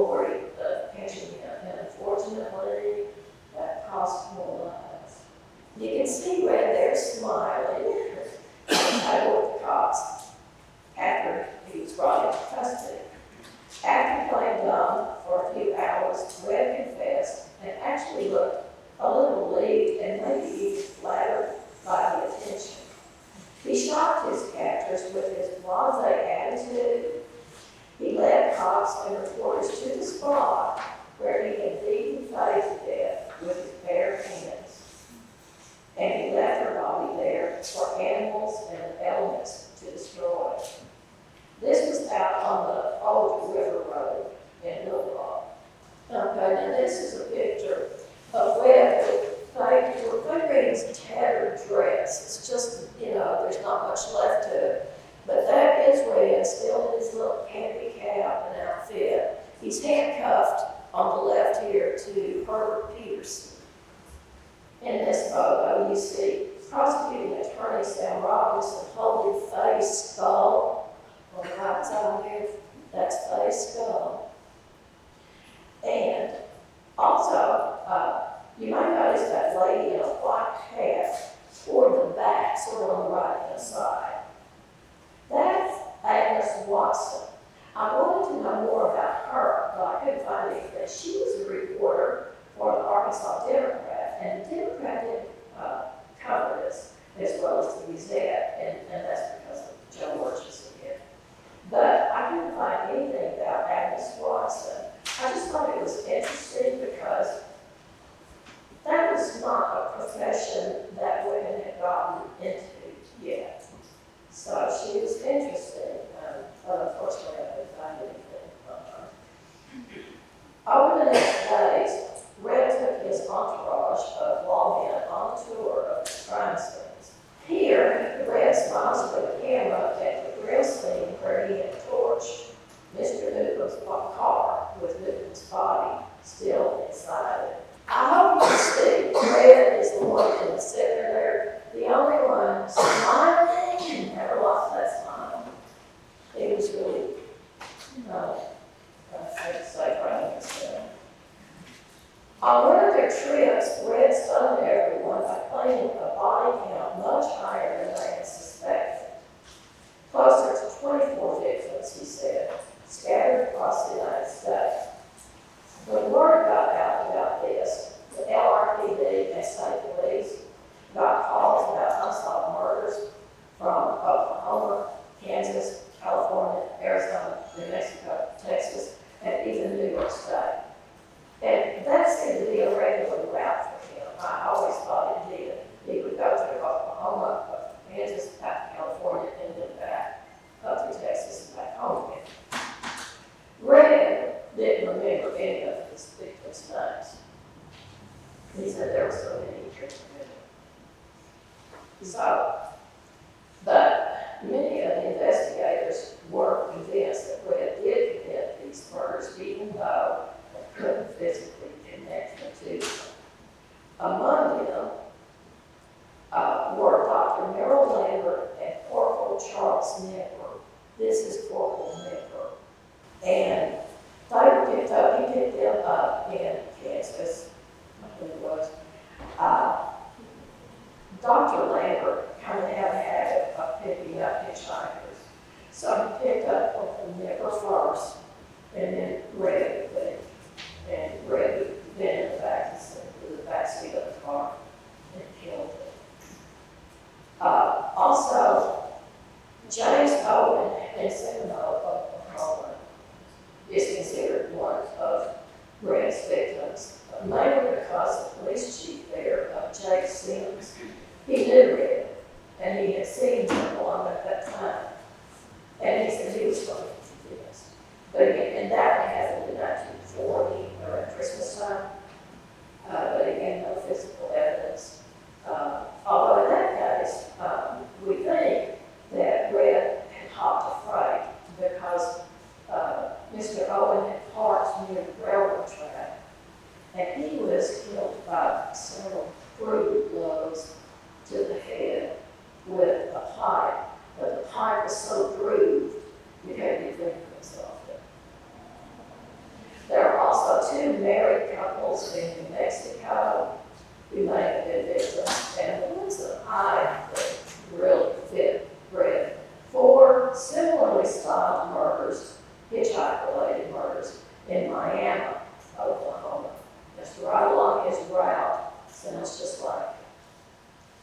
Red had been tried in a variety of jurisdictions because he had killed all over the state, but it was thought that the strongest case against him was Faye's murder. So Pulaski County attorney, prosecuting attorney Sam Robinson, filed charges and represented the state in the trial that took place in the Pulaski County courthouse. And I did a little research because I like architecture. And I learned about the two different styles of architecture used in construction of the courthouse. That is an old picture, as you can tell. The next one is current. This is how it looks now. The two parts of the courthouse, I don't know if y'all are familiar with that, Pulaski County Courthouse, it's connected. And let's see, the Romanesque style of the 1880s on the right and the Beaux-Arts style addition on the left was built in 1914. And the reason I put this in is because I thought it was fitting that the courthouse, where Red State would be decided, had a dual personality, somewhat like yeah. Very different Yes. styles. It is. It's interesting. It takes up the whole block except for a little picnic area in there, a little park. The trial was well attended, even though it was underway when the war in Europe ended. Some of the out-of-town reporters and other spectators stayed at the nearby Hotel Marion. And if you're as old as I am, you remember the Hotel Marion. M.P. Moody was the attorney representing Red. The initials stand for Milo Fulker Moody. He was a colorful character, and I wanted to know more about him, but unfortunately, again, I couldn't find anything besides basic census information. He did put up a spirited defense, claiming Red was insane, but the jury didn't buy it. They delivered a guilty verdict, and the penalty was death. Red never stood trial for any of the murders in other states, and they would not admit any testimony that they might have had, so he was never tried for those. This is the old electric chair where Red pitched his last ride. The chair was first used in 1913. They called it Old Sparky. They abolished hanging in Arkansas back then in 1913. And it was just a few steps from where he had been held on death row. One thing I added to the Facebook page, and one thing I just couldn't get in the book because I got it like a month after the book went to press. I was so disappointed. But if you go to YouTube, and you can look this up on the Facebook page too, but YouTube has, they have two different recordings I know of a song called Just 13 Steps. And that was written about Red. So it's fascinating. And that was because he was just 13 steps away from, Old Sparky. Old Sparky, yeah. Okay. It was customary back in Red's time for a death mask, so prepare yourself, a death mask to be made for the men who were executed. That's Red's. Only two of these masks still exist. One is of convicted murderer Ben Adams, and the other is Red's. He's not smiling there. A little bit of a grimace. Yeah. The masks are kept in the Old State House Museum warehouse. So if you want to see the real boy, you do have to call ahead and make it. But Governor Winthrop Rockefeller stopped that practice of making the memento mori when he went into office in 1967. This is the tombstone that denotes Red's final resting place in Marcus Hill Cemetery. Because of his time in the Navy, abbreviated though it was, he was eligible for the marker, which his father requested. It's just one grave away from Walsey. She died in 2000 at the age of 85. Her mother's grave lies between her and Red. And that concludes my presentation. Again, I suggest going to facebook.com/Arkansas Hitchhike and I'll have questions. Well, let's give them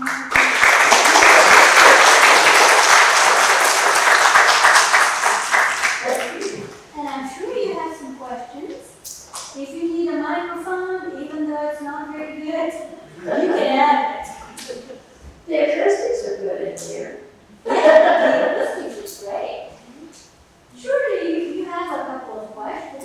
Yes? Yes. Did he ever explain what his motivations for his killings were while he was on trial? No. What does that even do? No, like I said, it was mostly robbery, but the weird thing was, back in that day, he would rob people of cigarettes, clocks, anything. And he'd be walking down the street, and somebody would come along and say, hey, I'd like to buy that clock. And he'd sell that. And he would, but that wasn't the primary, well, if you have to have a motive, I guess it would be robbery, but he just had a compulsion to kill. He really did. And part of it, I think, was due to that head injury. I think it caused damage to his frontal lobe. He was just never the same, like I said, after that accident. And so I think that had a lot to do with it. He just lost control. That has anyone ever raised insanity, what we know as insanity defense? Yes. For him? Yeah. During his trial? If you read the book, there's one chapter that some people call the Battle of the Psychiatrists, because he was sent to the state hospital to determine if he was insane or not. And it was between the psychiatrists who were called by the defense and the prosecution, and let that let out. I mean, the defense said, of course, that he was insane. Prosecution said he was not, and the jury just didn't believe that he was. Speak to motive. Would you like to elaborate on the fact that he grew up close to Hardin? Oh, okay. Yeah, that's a good one. I don't know how many of you are familiar with a place called Hardin Inn. Jonathan Hardin had an inn, and people would go through there on their way to market. He was a very wealthy man. He had, among other things, a blacksmith shop. He owned slaves. That was, of course, back in the 1800s. And people would go through the inn, going to Little Rock to market or whatever, and then they would come back and they stopped at Hardin Inn again, flush with money.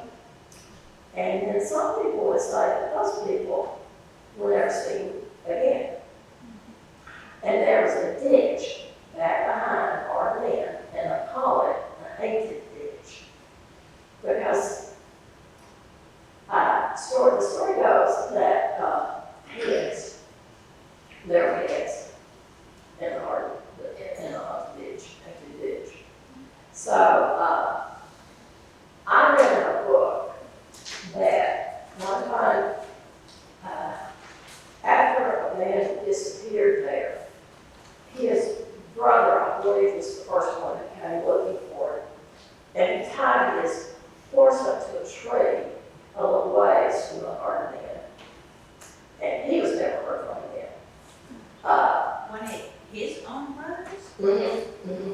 And then his uncle and his father came looking for both of them, and they found, I know this is terrible, but that poor horse, yeah, it's still tied to the tree, dead, of course, yeah. So, Hardin, there's a lot about Hardin. You might want to read up on him. How many people did his wife kill some?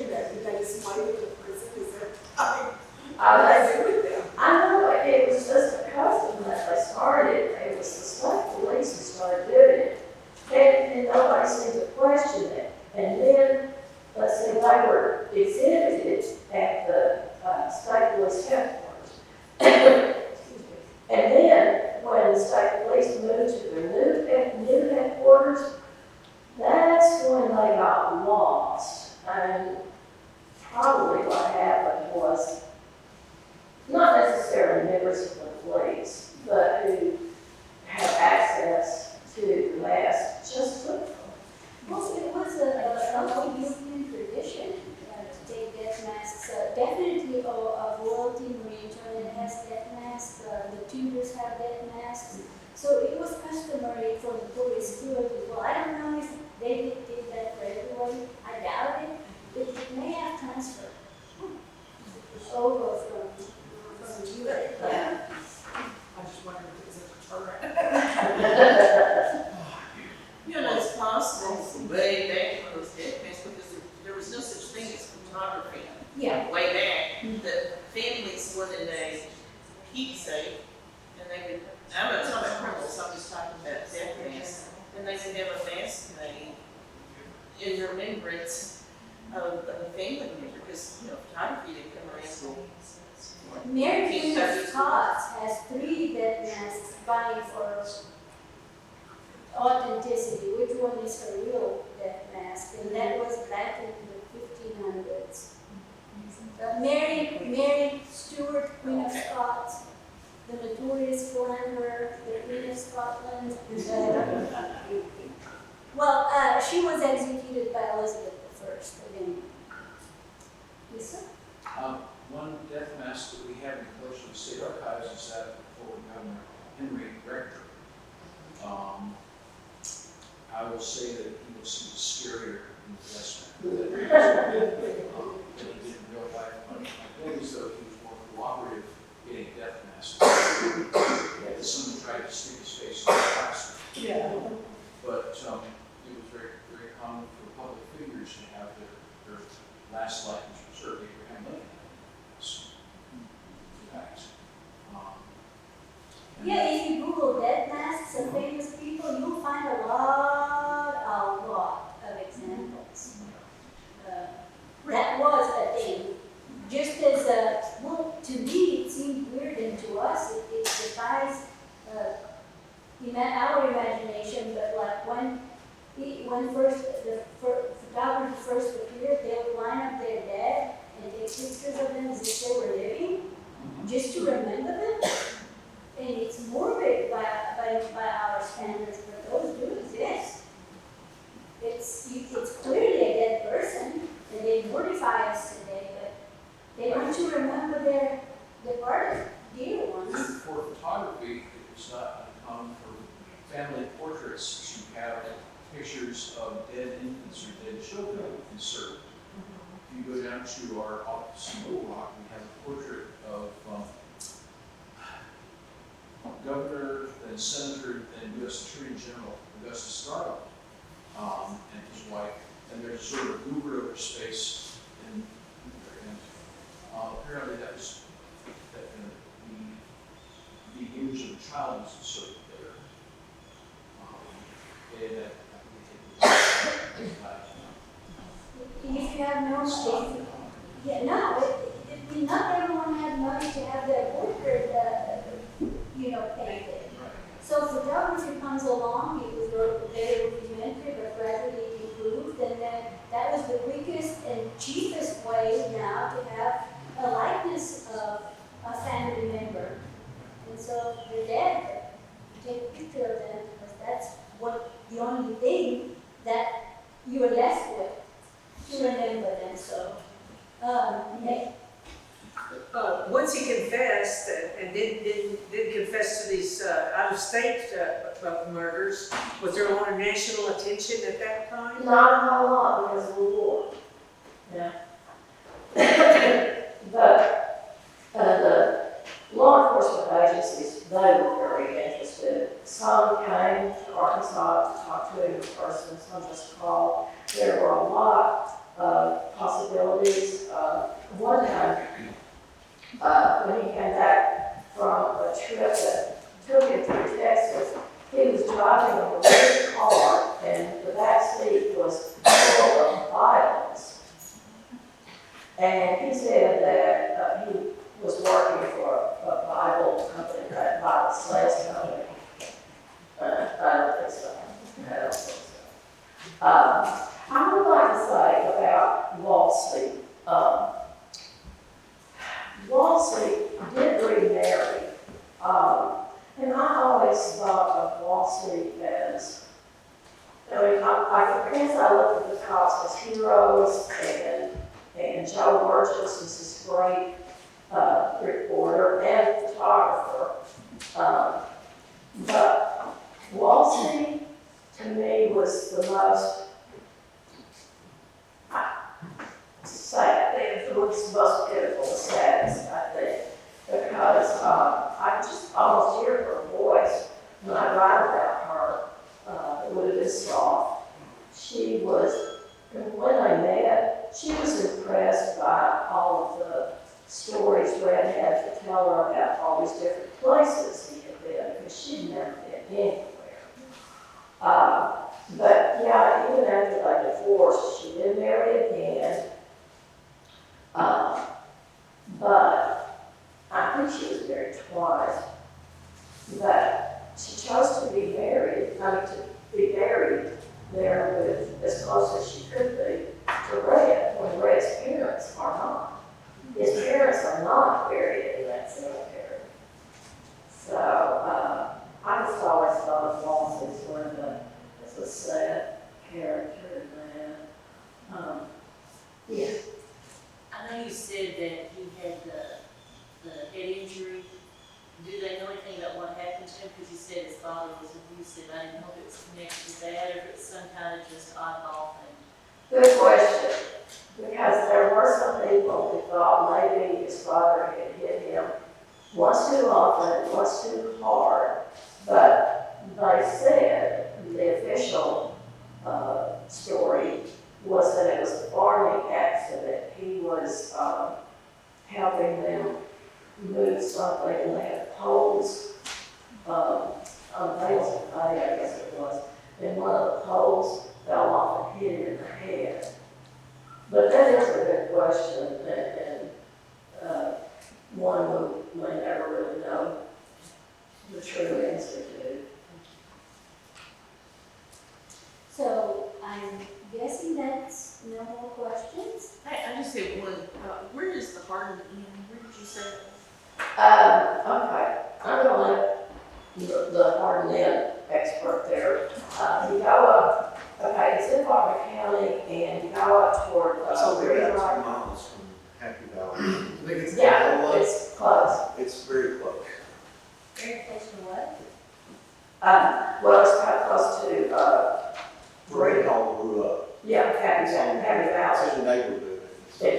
But to get there, I always say to go up to Greenbrier and go to, is it McGinney Town? Or Well, it was it was at the crossroads of the Desert, Springfield, Springfield. Clinton Mountain Road. Right. There's a major intersection there. That's why he got so much business at the end. Originally, the Hardins had, they had operated ferries, first on the White River and then at Cadron. And Cadron, went under as a town. He moved over to the area around Enola and kept the name. That's Cadron Township today. But that's a good story. Yeah, he's buried in this, I call it remote cemetery, where people have actually dug in places, supposedly looking for treasure. And where the inn was today is just a big pit where treasure hunters have dug, looking for, they said when the war started, they went to Little Rock to get gold out of the bank and brought it back home. So anyway, Paul grew up in the area, so it's like local folklore. There's no way to put it without knowing about this notorious alleged killer. Any final question? Let's get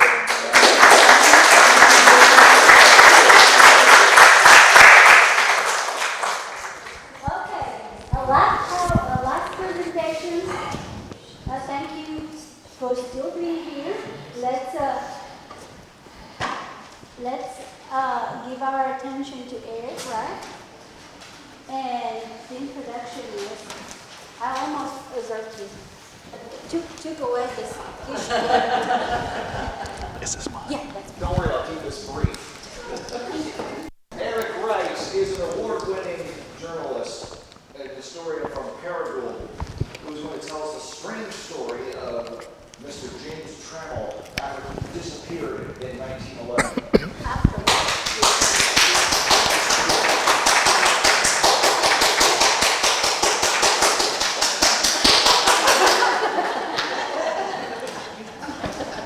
okay. So what happened to the guy after the murder? What happened to the guy? That's the question that Eric will tell us about. Is Thank you, Taylor. Confusing me. is this thing on? No. Great. How do you what? Is it on now? I need glasses. Oh, okay. I feel like, do y'all know who Tony Robbins is? The motivational speaker? I feel like him. So, okay, like a couple things before we even get into this. When I did this PowerPoint, I thought this kind of looked old-timey, and now it just looks kind of feminine. So there's like a picture of a pistol up here that you can't see. While I was converting it from PDF to PowerPoint, it disappeared. Oh, okay. Well, So. sorry. It's meant to look like turn of the century. It's gone. Sorry, Eric. That's You okay. have to go without the pistol. That's okay. All right, so you'll have to forgive me. The past several weeks I've been working on my latest book, so I have not given this the due attention it deserves. So when we come to the question and answers, please don't ask me anything. I brought my book, and I'm kind of like still wondering if I should read from the book or just make it all up as we go, because we're not going to know the difference anyways. So, yeah. Nobody knows. Thank you for inviting me here. It's really cool to always speak in a historic place, and it's very neat for me today because I've given talks on history all over the country, but this is the first time I'm giving a talk in front of my two children who are in the back, Jensen and Lexi, who we adopted in 2020, so this is their first time seeing their boring old father do his thing, and they are the absolute light of my life. And now, anyways, so, can y'all see this? Maybe it's just my eyes. About me, I hate these things. This is just for show. This is a prop. This makes me look smart. I hate these types of things because it makes me sound kind of like, but I feel like y'all should get some kind of context of who it is in front of you speaking. So I'm the assistant editor of the National Tombstone Epitaph and a contributing editor for True West magazine. The author of 9 books, all on different history things. I see our historian friend from the university left, so that's good. Because I can now pretend like I know what I'm talking about here. Dozens of papers and articles on history. I'm kind of like an ADHD historian.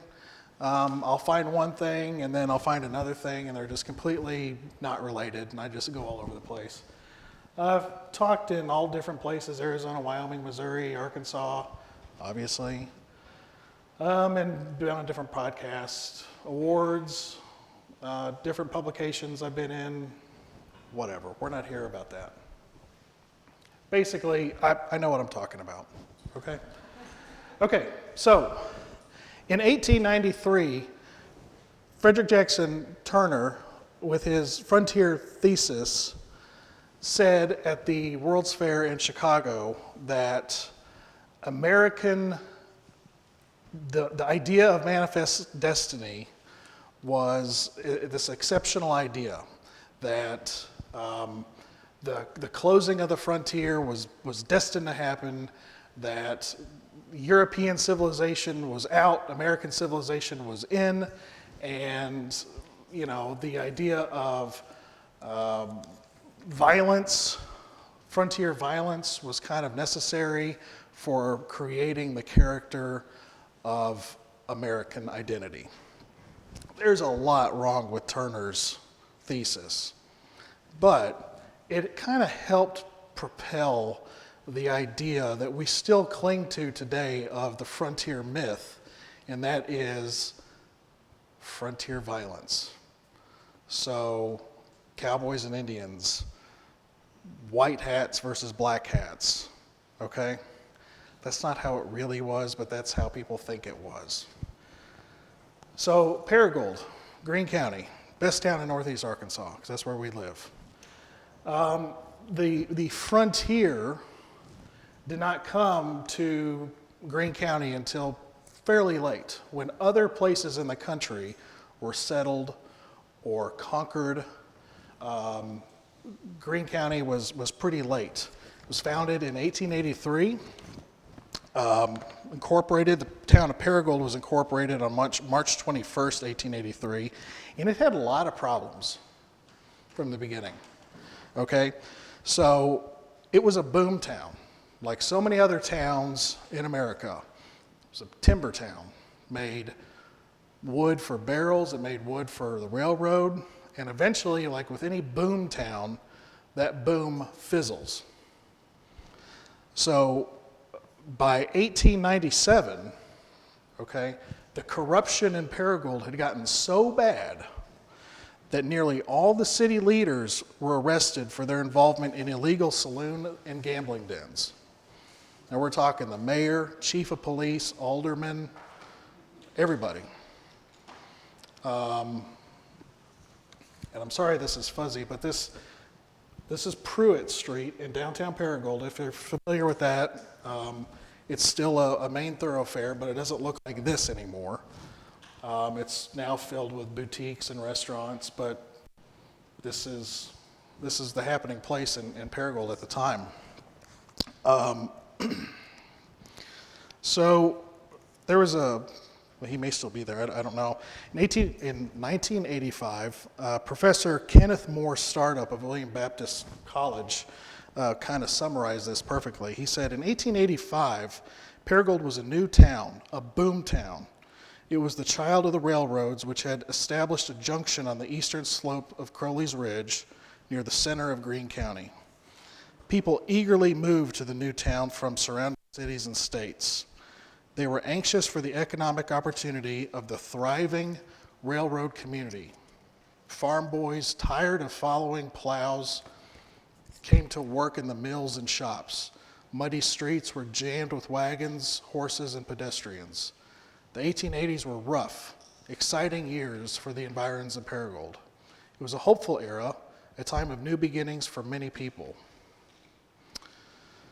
Well, that didn't last very long, that sense of optimism. By 1906, Paragould bore little resemblance to the rustic boomtown of the 1880s. There was no small city mail delivery, but nearly 200 citizens owned telephones. At a 33-room sanatorium was in the planning stage. Electric lights were commonplace, and a few electric street lamps illuminated the business district until midnight. A public school system was in place, including a high school which held its first graduation in 1903. 4 students had received their diplomas. Well, we're smart in Greene County. You are not from No. You are from Arizona. Yeah. Yeah, well, I live in Greene County, so I can make fun of them. But we're not psychotic, I guess, like they are in Randolph County. Y'all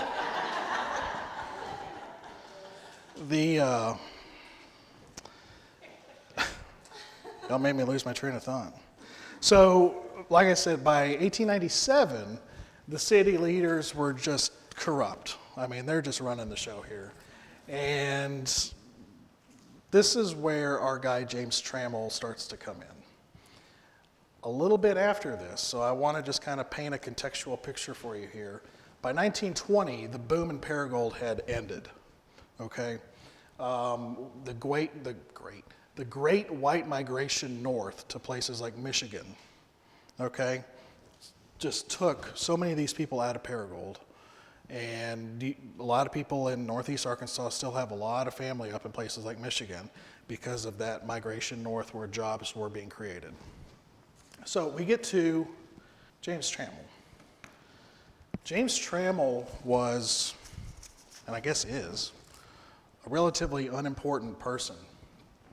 He was born near Greenway in Clay County, and if you're familiar with that, it's nothing more than just a crossroads. It's not much there. His father was a doctor, and I guess maybe according to that earlier presenter, you could just be a doctor. You could just call yourself a doctor, but I think he probably was a doctor. Alton Selkirk Trammell, who was born in Illinois. His mother was Laura. She was from Kentucky. And there they are, kind of low quality pictures. Those are from the Rector Public Library. Well, some went to school though. Huh? Some went to school. I guess. Okay, so here's James. There's a younger picture of James on the right, and here's James on the left. There's no date on these pictures. I put him probably, 18, 19, 20, somewhere in that ballpark range. Not a bad looking fella, but kind of just normal looking guy for that time period. So what's the story with James Trammell and why do we care about him? Well, it's really interesting. So it's December 1909, so it's kind of right in between that period of like severe civic corruption and people leaving Paragould. James and his brother John are hunting in Greene County, and they are staying at the Stansel House Hotel, which burned, but not completely. It's now a one-story structure that used to be home to Terry's Cafe, if you're familiar with that in Paragould. It's on Pruitt Street. They make their way next door to what was called the Elk Cafe, which was half restaurant, half saloon. James, who was still a young man,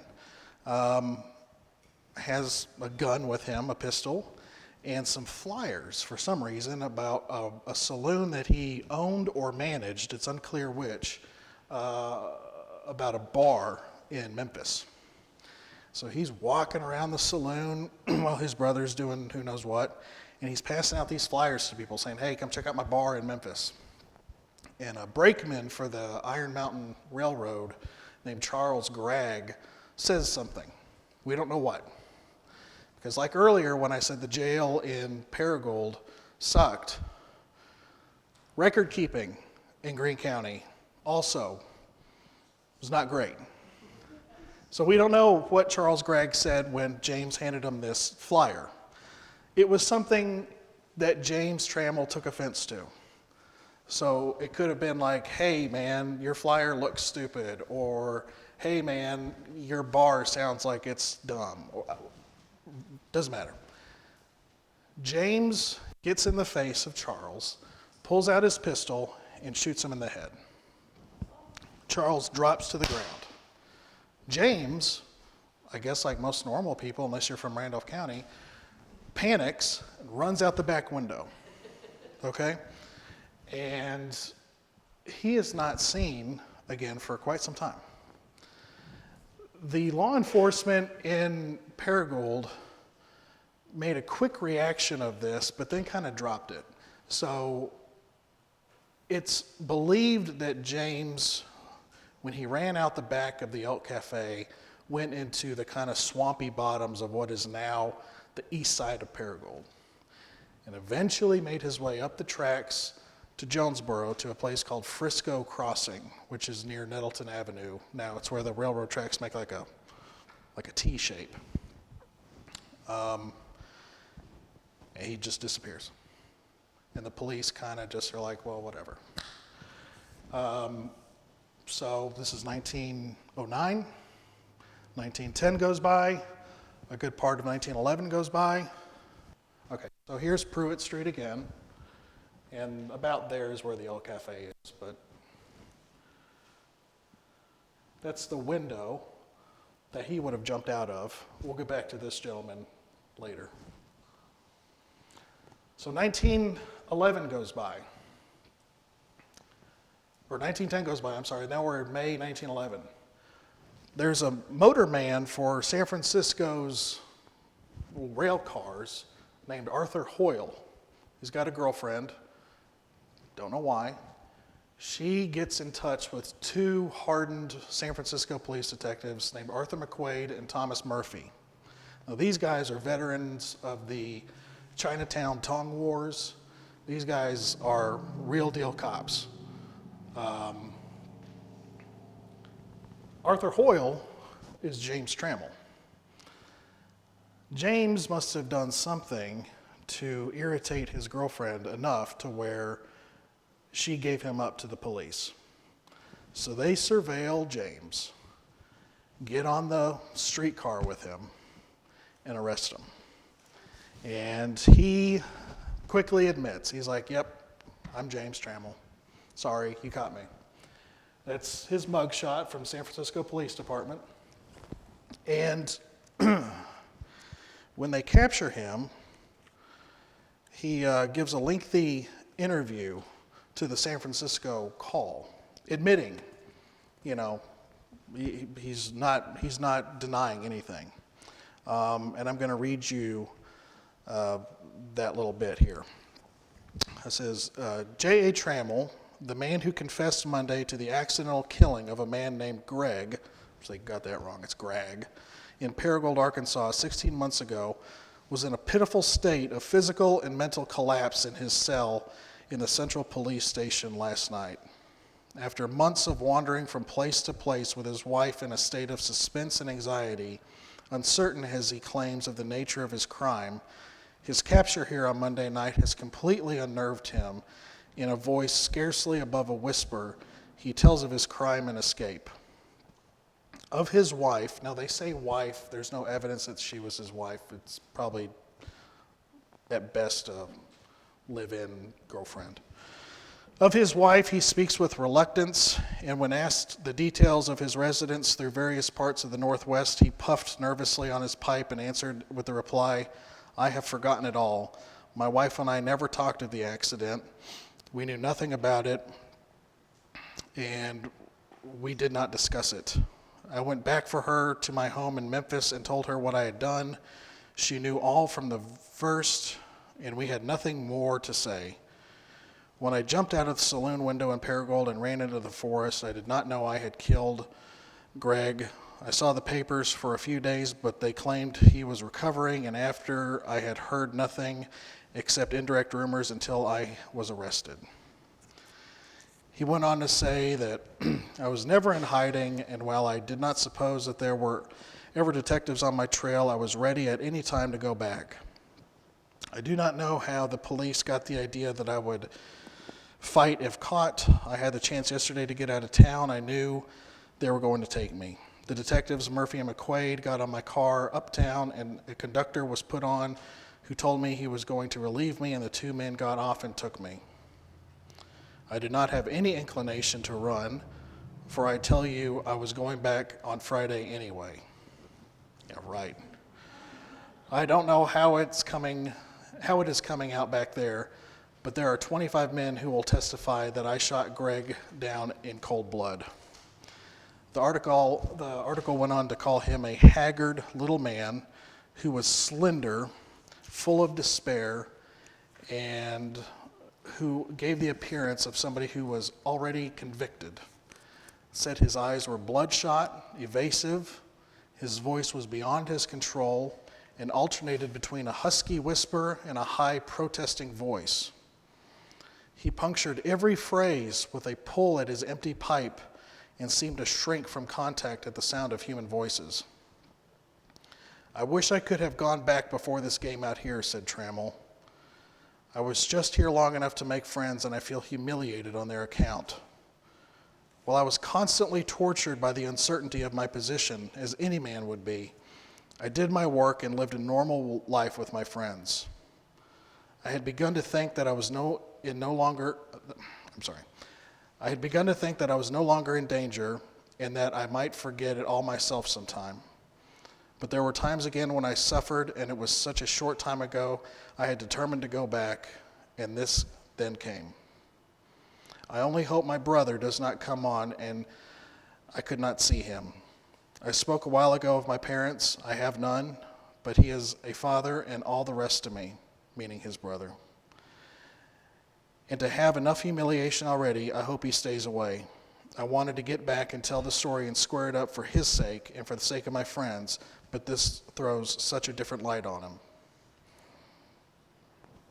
It went on to say that Trammell was somewhat aggressive during his arrest and in his interview, but when learned of his fate in Arkansas, he just kind of shrugged his shoulders and resigned to his fate.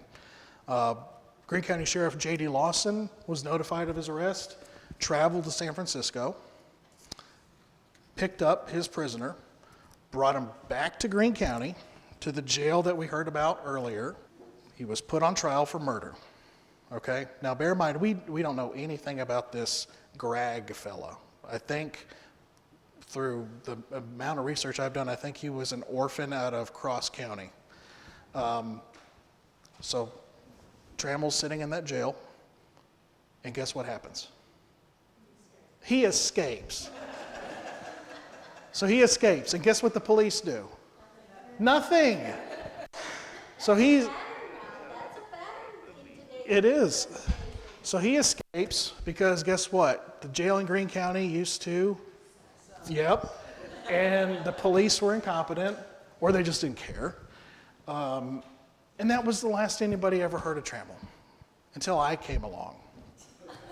So when we moved, my wife and I moved to Paragould in 2012, some of the folks that we met knew that I had this kind of quasi-career of writing about history, but out west. And they were like, Eric, why don't you do something about Paragould? And I'm thinking, like what? It's not Randolph County. And so I start digging around. Yeah. Yes. And so I start digging around, and I find this story about this guy who kills somebody and goes to San Francisco, and I'm like, oh, wow, that's really neat.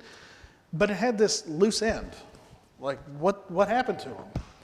And I had an associate of mine who's really big into the Earp Vendetta posse who lives in Sydney, Australia. And I'm kind of corresponding with him. I'm like, I don't know what the hell happened with this guy, blah, blah, blah. And he starts running his name, and he's like, I found him. And so, there's the courthouse, an old picture of the courthouse. And the jail was like kind of attached to it like an appendage. The courthouse is still there in Paragould. You can still see it. It's the Chamber of Commerce now. The jail is no longer there, thank God, because it sucked. Yeah, it sucked. So Trammell ends up in Sydney, Australia. So we have his naturalization records. We know it's him. And I'll get into all that here in a little bit. But it just blew my mind that we have, just bear with me. So you've got Paragould to San Francisco back to Paragould, presumably maybe back to San Francisco. Now, I've never found the link from Paragould to Sydney. I don't know where or how he got there. It's a ship, I'm assuming. He moved his stuff from one end of the country to the other, and then out to the other side of the globe. Yes. Does that make sense? So I've always presumed that while he was in San Francisco, looking at the local newspapers, there were just pages of advertisements talking about steamships traveling to Australia. So I think that seemed like a reasonable idea for him. Regardless, it doesn't matter. He ended up in Australia. He meets a woman there. They get married. Trammell, soon after, loses his brother, who was still being a respectable guy and rector. And I think his brother had been kind of like financing him in some way.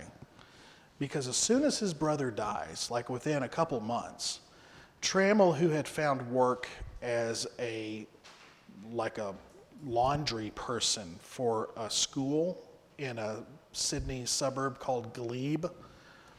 Had an apartment right there, a very small, kind of squalid looking thing. Took out insurance on some furniture that they bought. Went to visit his family's relatives. The night that they left, the apartment is ablaze. Okay? So you've got Trammell who came to Australia, gets married. A year or two later, his apartment goes up in fire. The Sydney coroner, who at that time was in charge of investigating crimes of this nature, comes and has a hefty report on this fire. Says that they found kerosene and stuff in the bed to kind of accelerate the fire.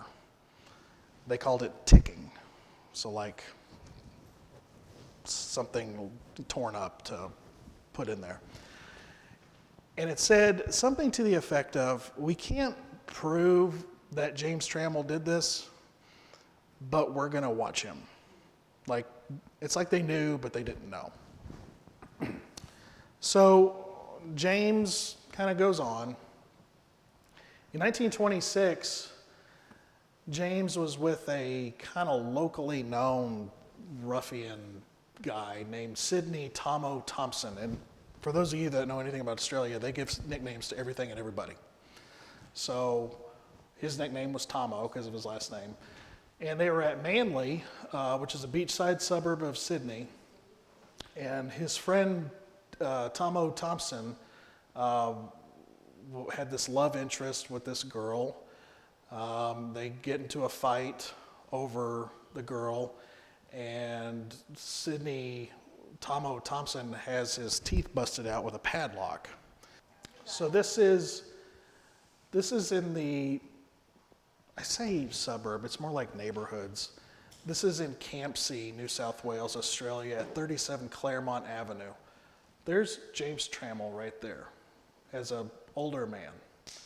And I believe this is around World War II. And this is when James Trammell comes into the papers again. So during World War II, like here in America, they did rationing for different things. And one of the things that was big in Australia for rationing was butter. And when I first read this, I thought it sounded kind of dumb, but it just adds to the picture I've painted of this man, who I don't think was a bad guy. And I'll get to that later.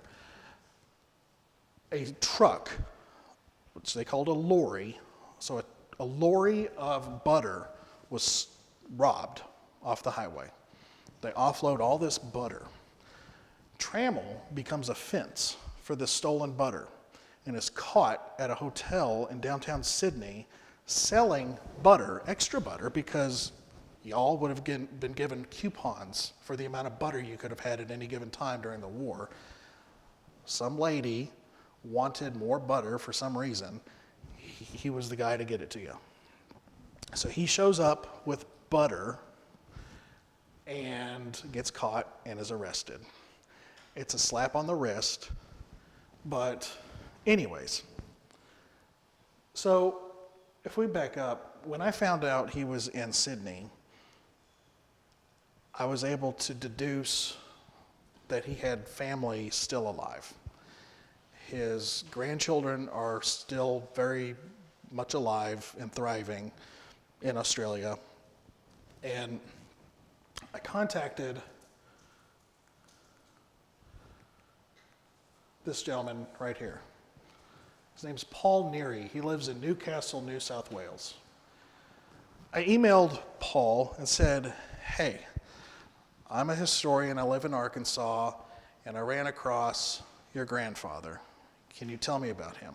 Not really giving him a lot to lead into, just, he said, yeah, my grandfather was James Trammell, and we had always heard about some kind of trouble that he had in Arkansas, but we didn't know what it was. And that's how we ended up here. I said, oh, well, I can tell you what happened. And he said, well, that's interesting. Sorry.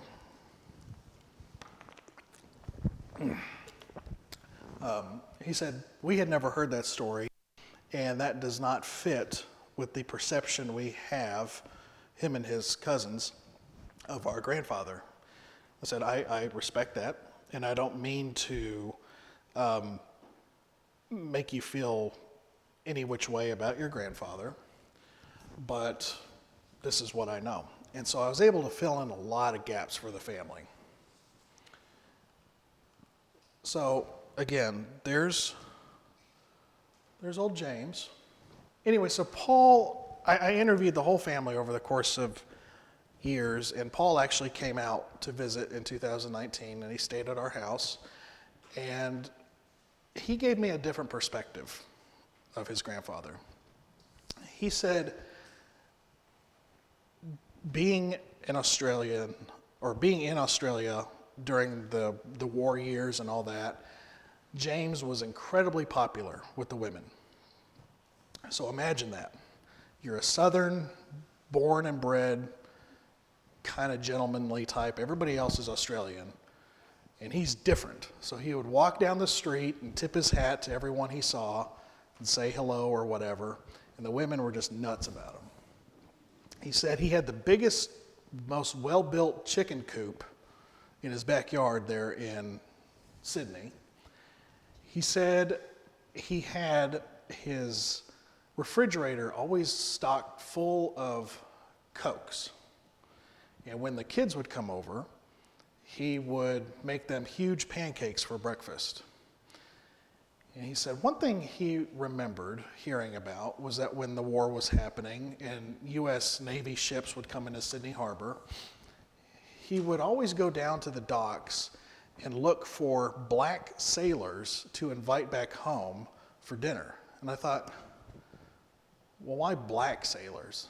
And then I was thinking, maybe he was looking for sailors from Arkansas.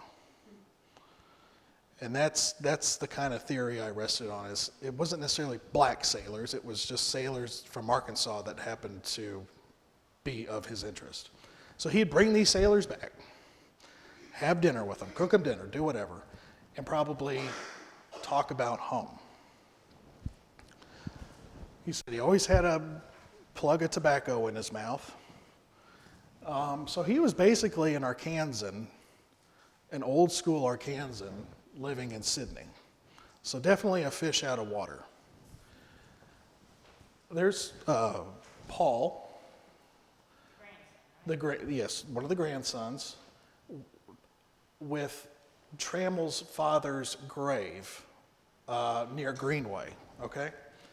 And there he is with some horses on what was the old family land. And this was his first trip to America.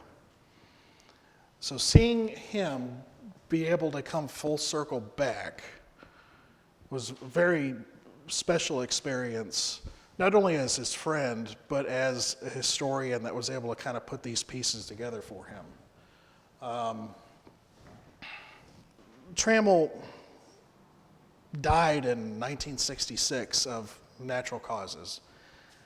And when I said I don't think he was a bad man, yes, he killed somebody. Yes, he was involved in black market butter. Yes, he knocked somebody's teeth out with a padlock. Okay, what young man doesn't get into a fight at some point in their life? I think the shooting was he screwed up.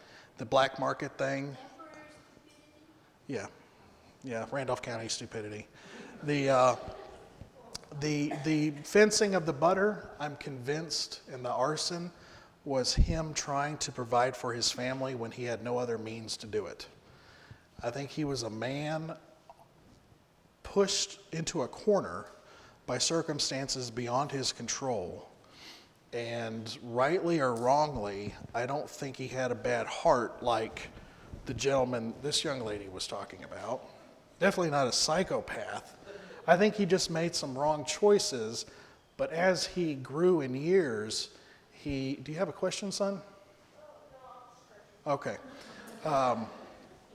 He just did what he could for his family.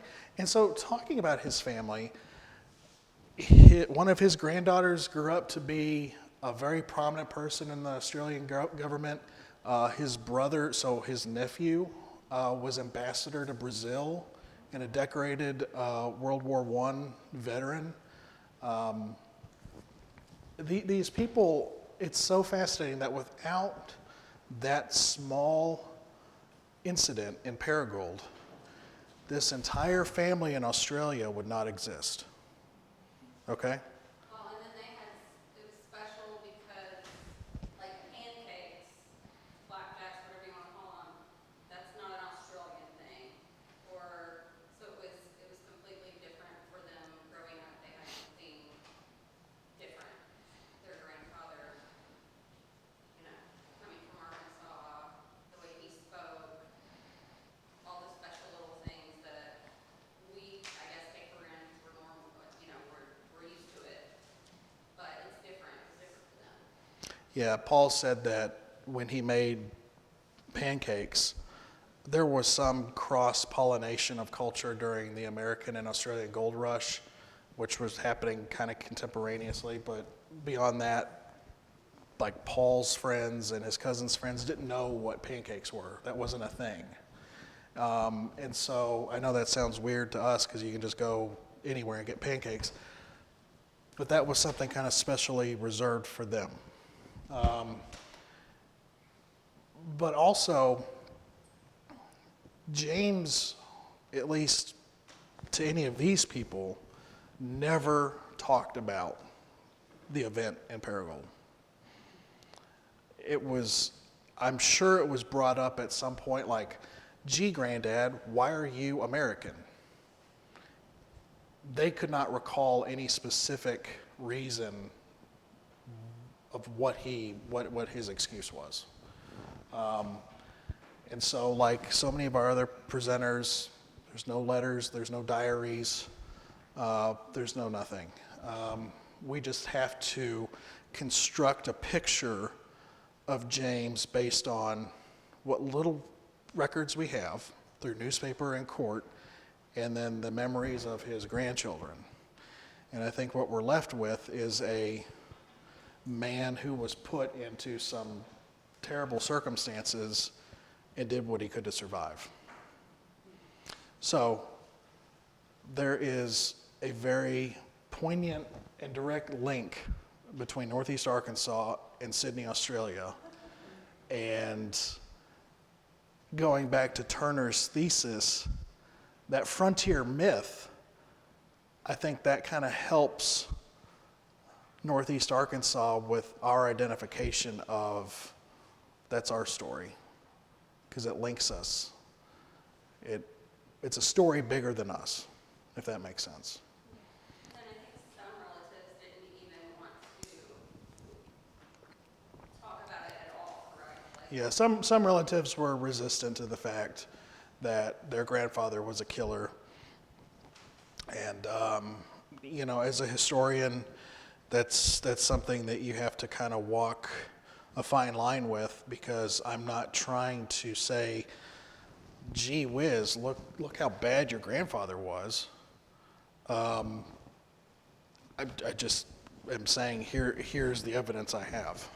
Do you think that could be a cultural thing in Australia? Because it was a penal colony, almost everyone there has a relative or ancestor that was a criminal. I think once they realize that, one, I didn't have any motivation in presenting him to be like a killer, just a guy that had an interesting story. They became a lot more open to me. But it would be like me coming to you and saying like, hey man, guess what? Your grandfather murdered somebody and you had no idea. That'd be like a shock to the system. So, yes, sir. In many ways, Trammell's family and his ending up in Australia is a very American frontier story.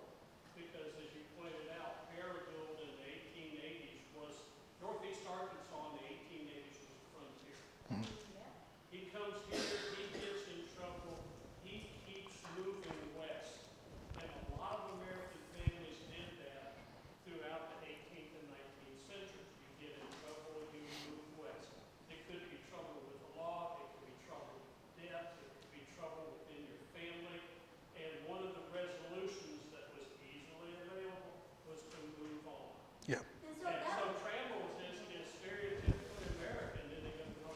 Yeah, and that's a good point. I mean, that explains why he shot a guy so easily. I mean, a lot of things like that happened at that time. It wasn't unusual for people to whip up their pistol and shoot or kill somebody. It was just. Law and order was a nebulous thing in 1909 in Fayetteville, Arkansas. But that didn't make it unique for Northeast Arkansas. It was probably because our chief of police was in jail. But, yeah, your point reminded me of something he had told his grandchildren, I think in reference to, how did you end up in Australia? He had told his grandchildren all kinds of like Paul Bunyan type stories of like, I crossed the Arctic on foot and I hunted in Alaska. So he knew that there was curiosity there, but he wasn't willing to divulge it. So he just made up all kinds of nonsense that a little kid is going to be like, oh, wow. And so he was very protective of that. But I've always thought, and I try not to play the what if game as a historian because then you're just going to go down rabbit holes that you're never going to come out of. But Trammell alone, when he's shaving in the morning or whatever and he was looking at himself in the mirror, he had to have reflected on that his entire life because his whole essence of who he was and where he was a direct result of what happened here. And so I wish I could have met him, but, yes, ma'am. Did his brother leave any descendants? Yeah, so his brother, there are Trammells all over the place in here, but his brother's son was the one that was the ambassador or whatever to Brazil and died down there. When did he die? Trammell? Yes. 1966. Yes, ma'am. How soon after he was brought to Fayetteville did he escape from the jail? Was it that evening, or do we have a date of when he was put into jail versus when he was escaped? I'm sure there is a date. I don't know it off the top of my head. Sorry. It's okay. I think it was probably relatively quickly. And everything, and the reason why I suspect his brother, everything that happened that seemed to have been some kind of matter of convenience for him was when his brother was alive. And then when his brother died, aside from the killing, is when he kind of goes off the rails. He sets his apartment on fire, he does all this stuff to get money. Do we know what he would have likely been, like what his sentencing would have been at that time? Like, had the sheriff already spoken to a judge? I don't think it had gotten that far, no. I'm sure it probably would have been first-degree murder. Yeah, because there were multiple witnesses. There was a impaneled thing that had happened with witnesses to the killing, and everyone said that basically he pulled a pistol out of a little sack he was carrying and shot Greg right through the mouth and blew the back of his head off. So when he's talking about Greg recovering, I think that was just his way of covering his own tracks, like, hey, I thought he was going to be okay, so I just ran. The description you gave, it sounded like it was pretty haunted by the thought of what he had done back then. Yeah. Any other questions? Jensen, did you have a question? Are you sure? Come on, he said no questions, but Kevin, do have a request. Okay. I think people should write a book. Very good.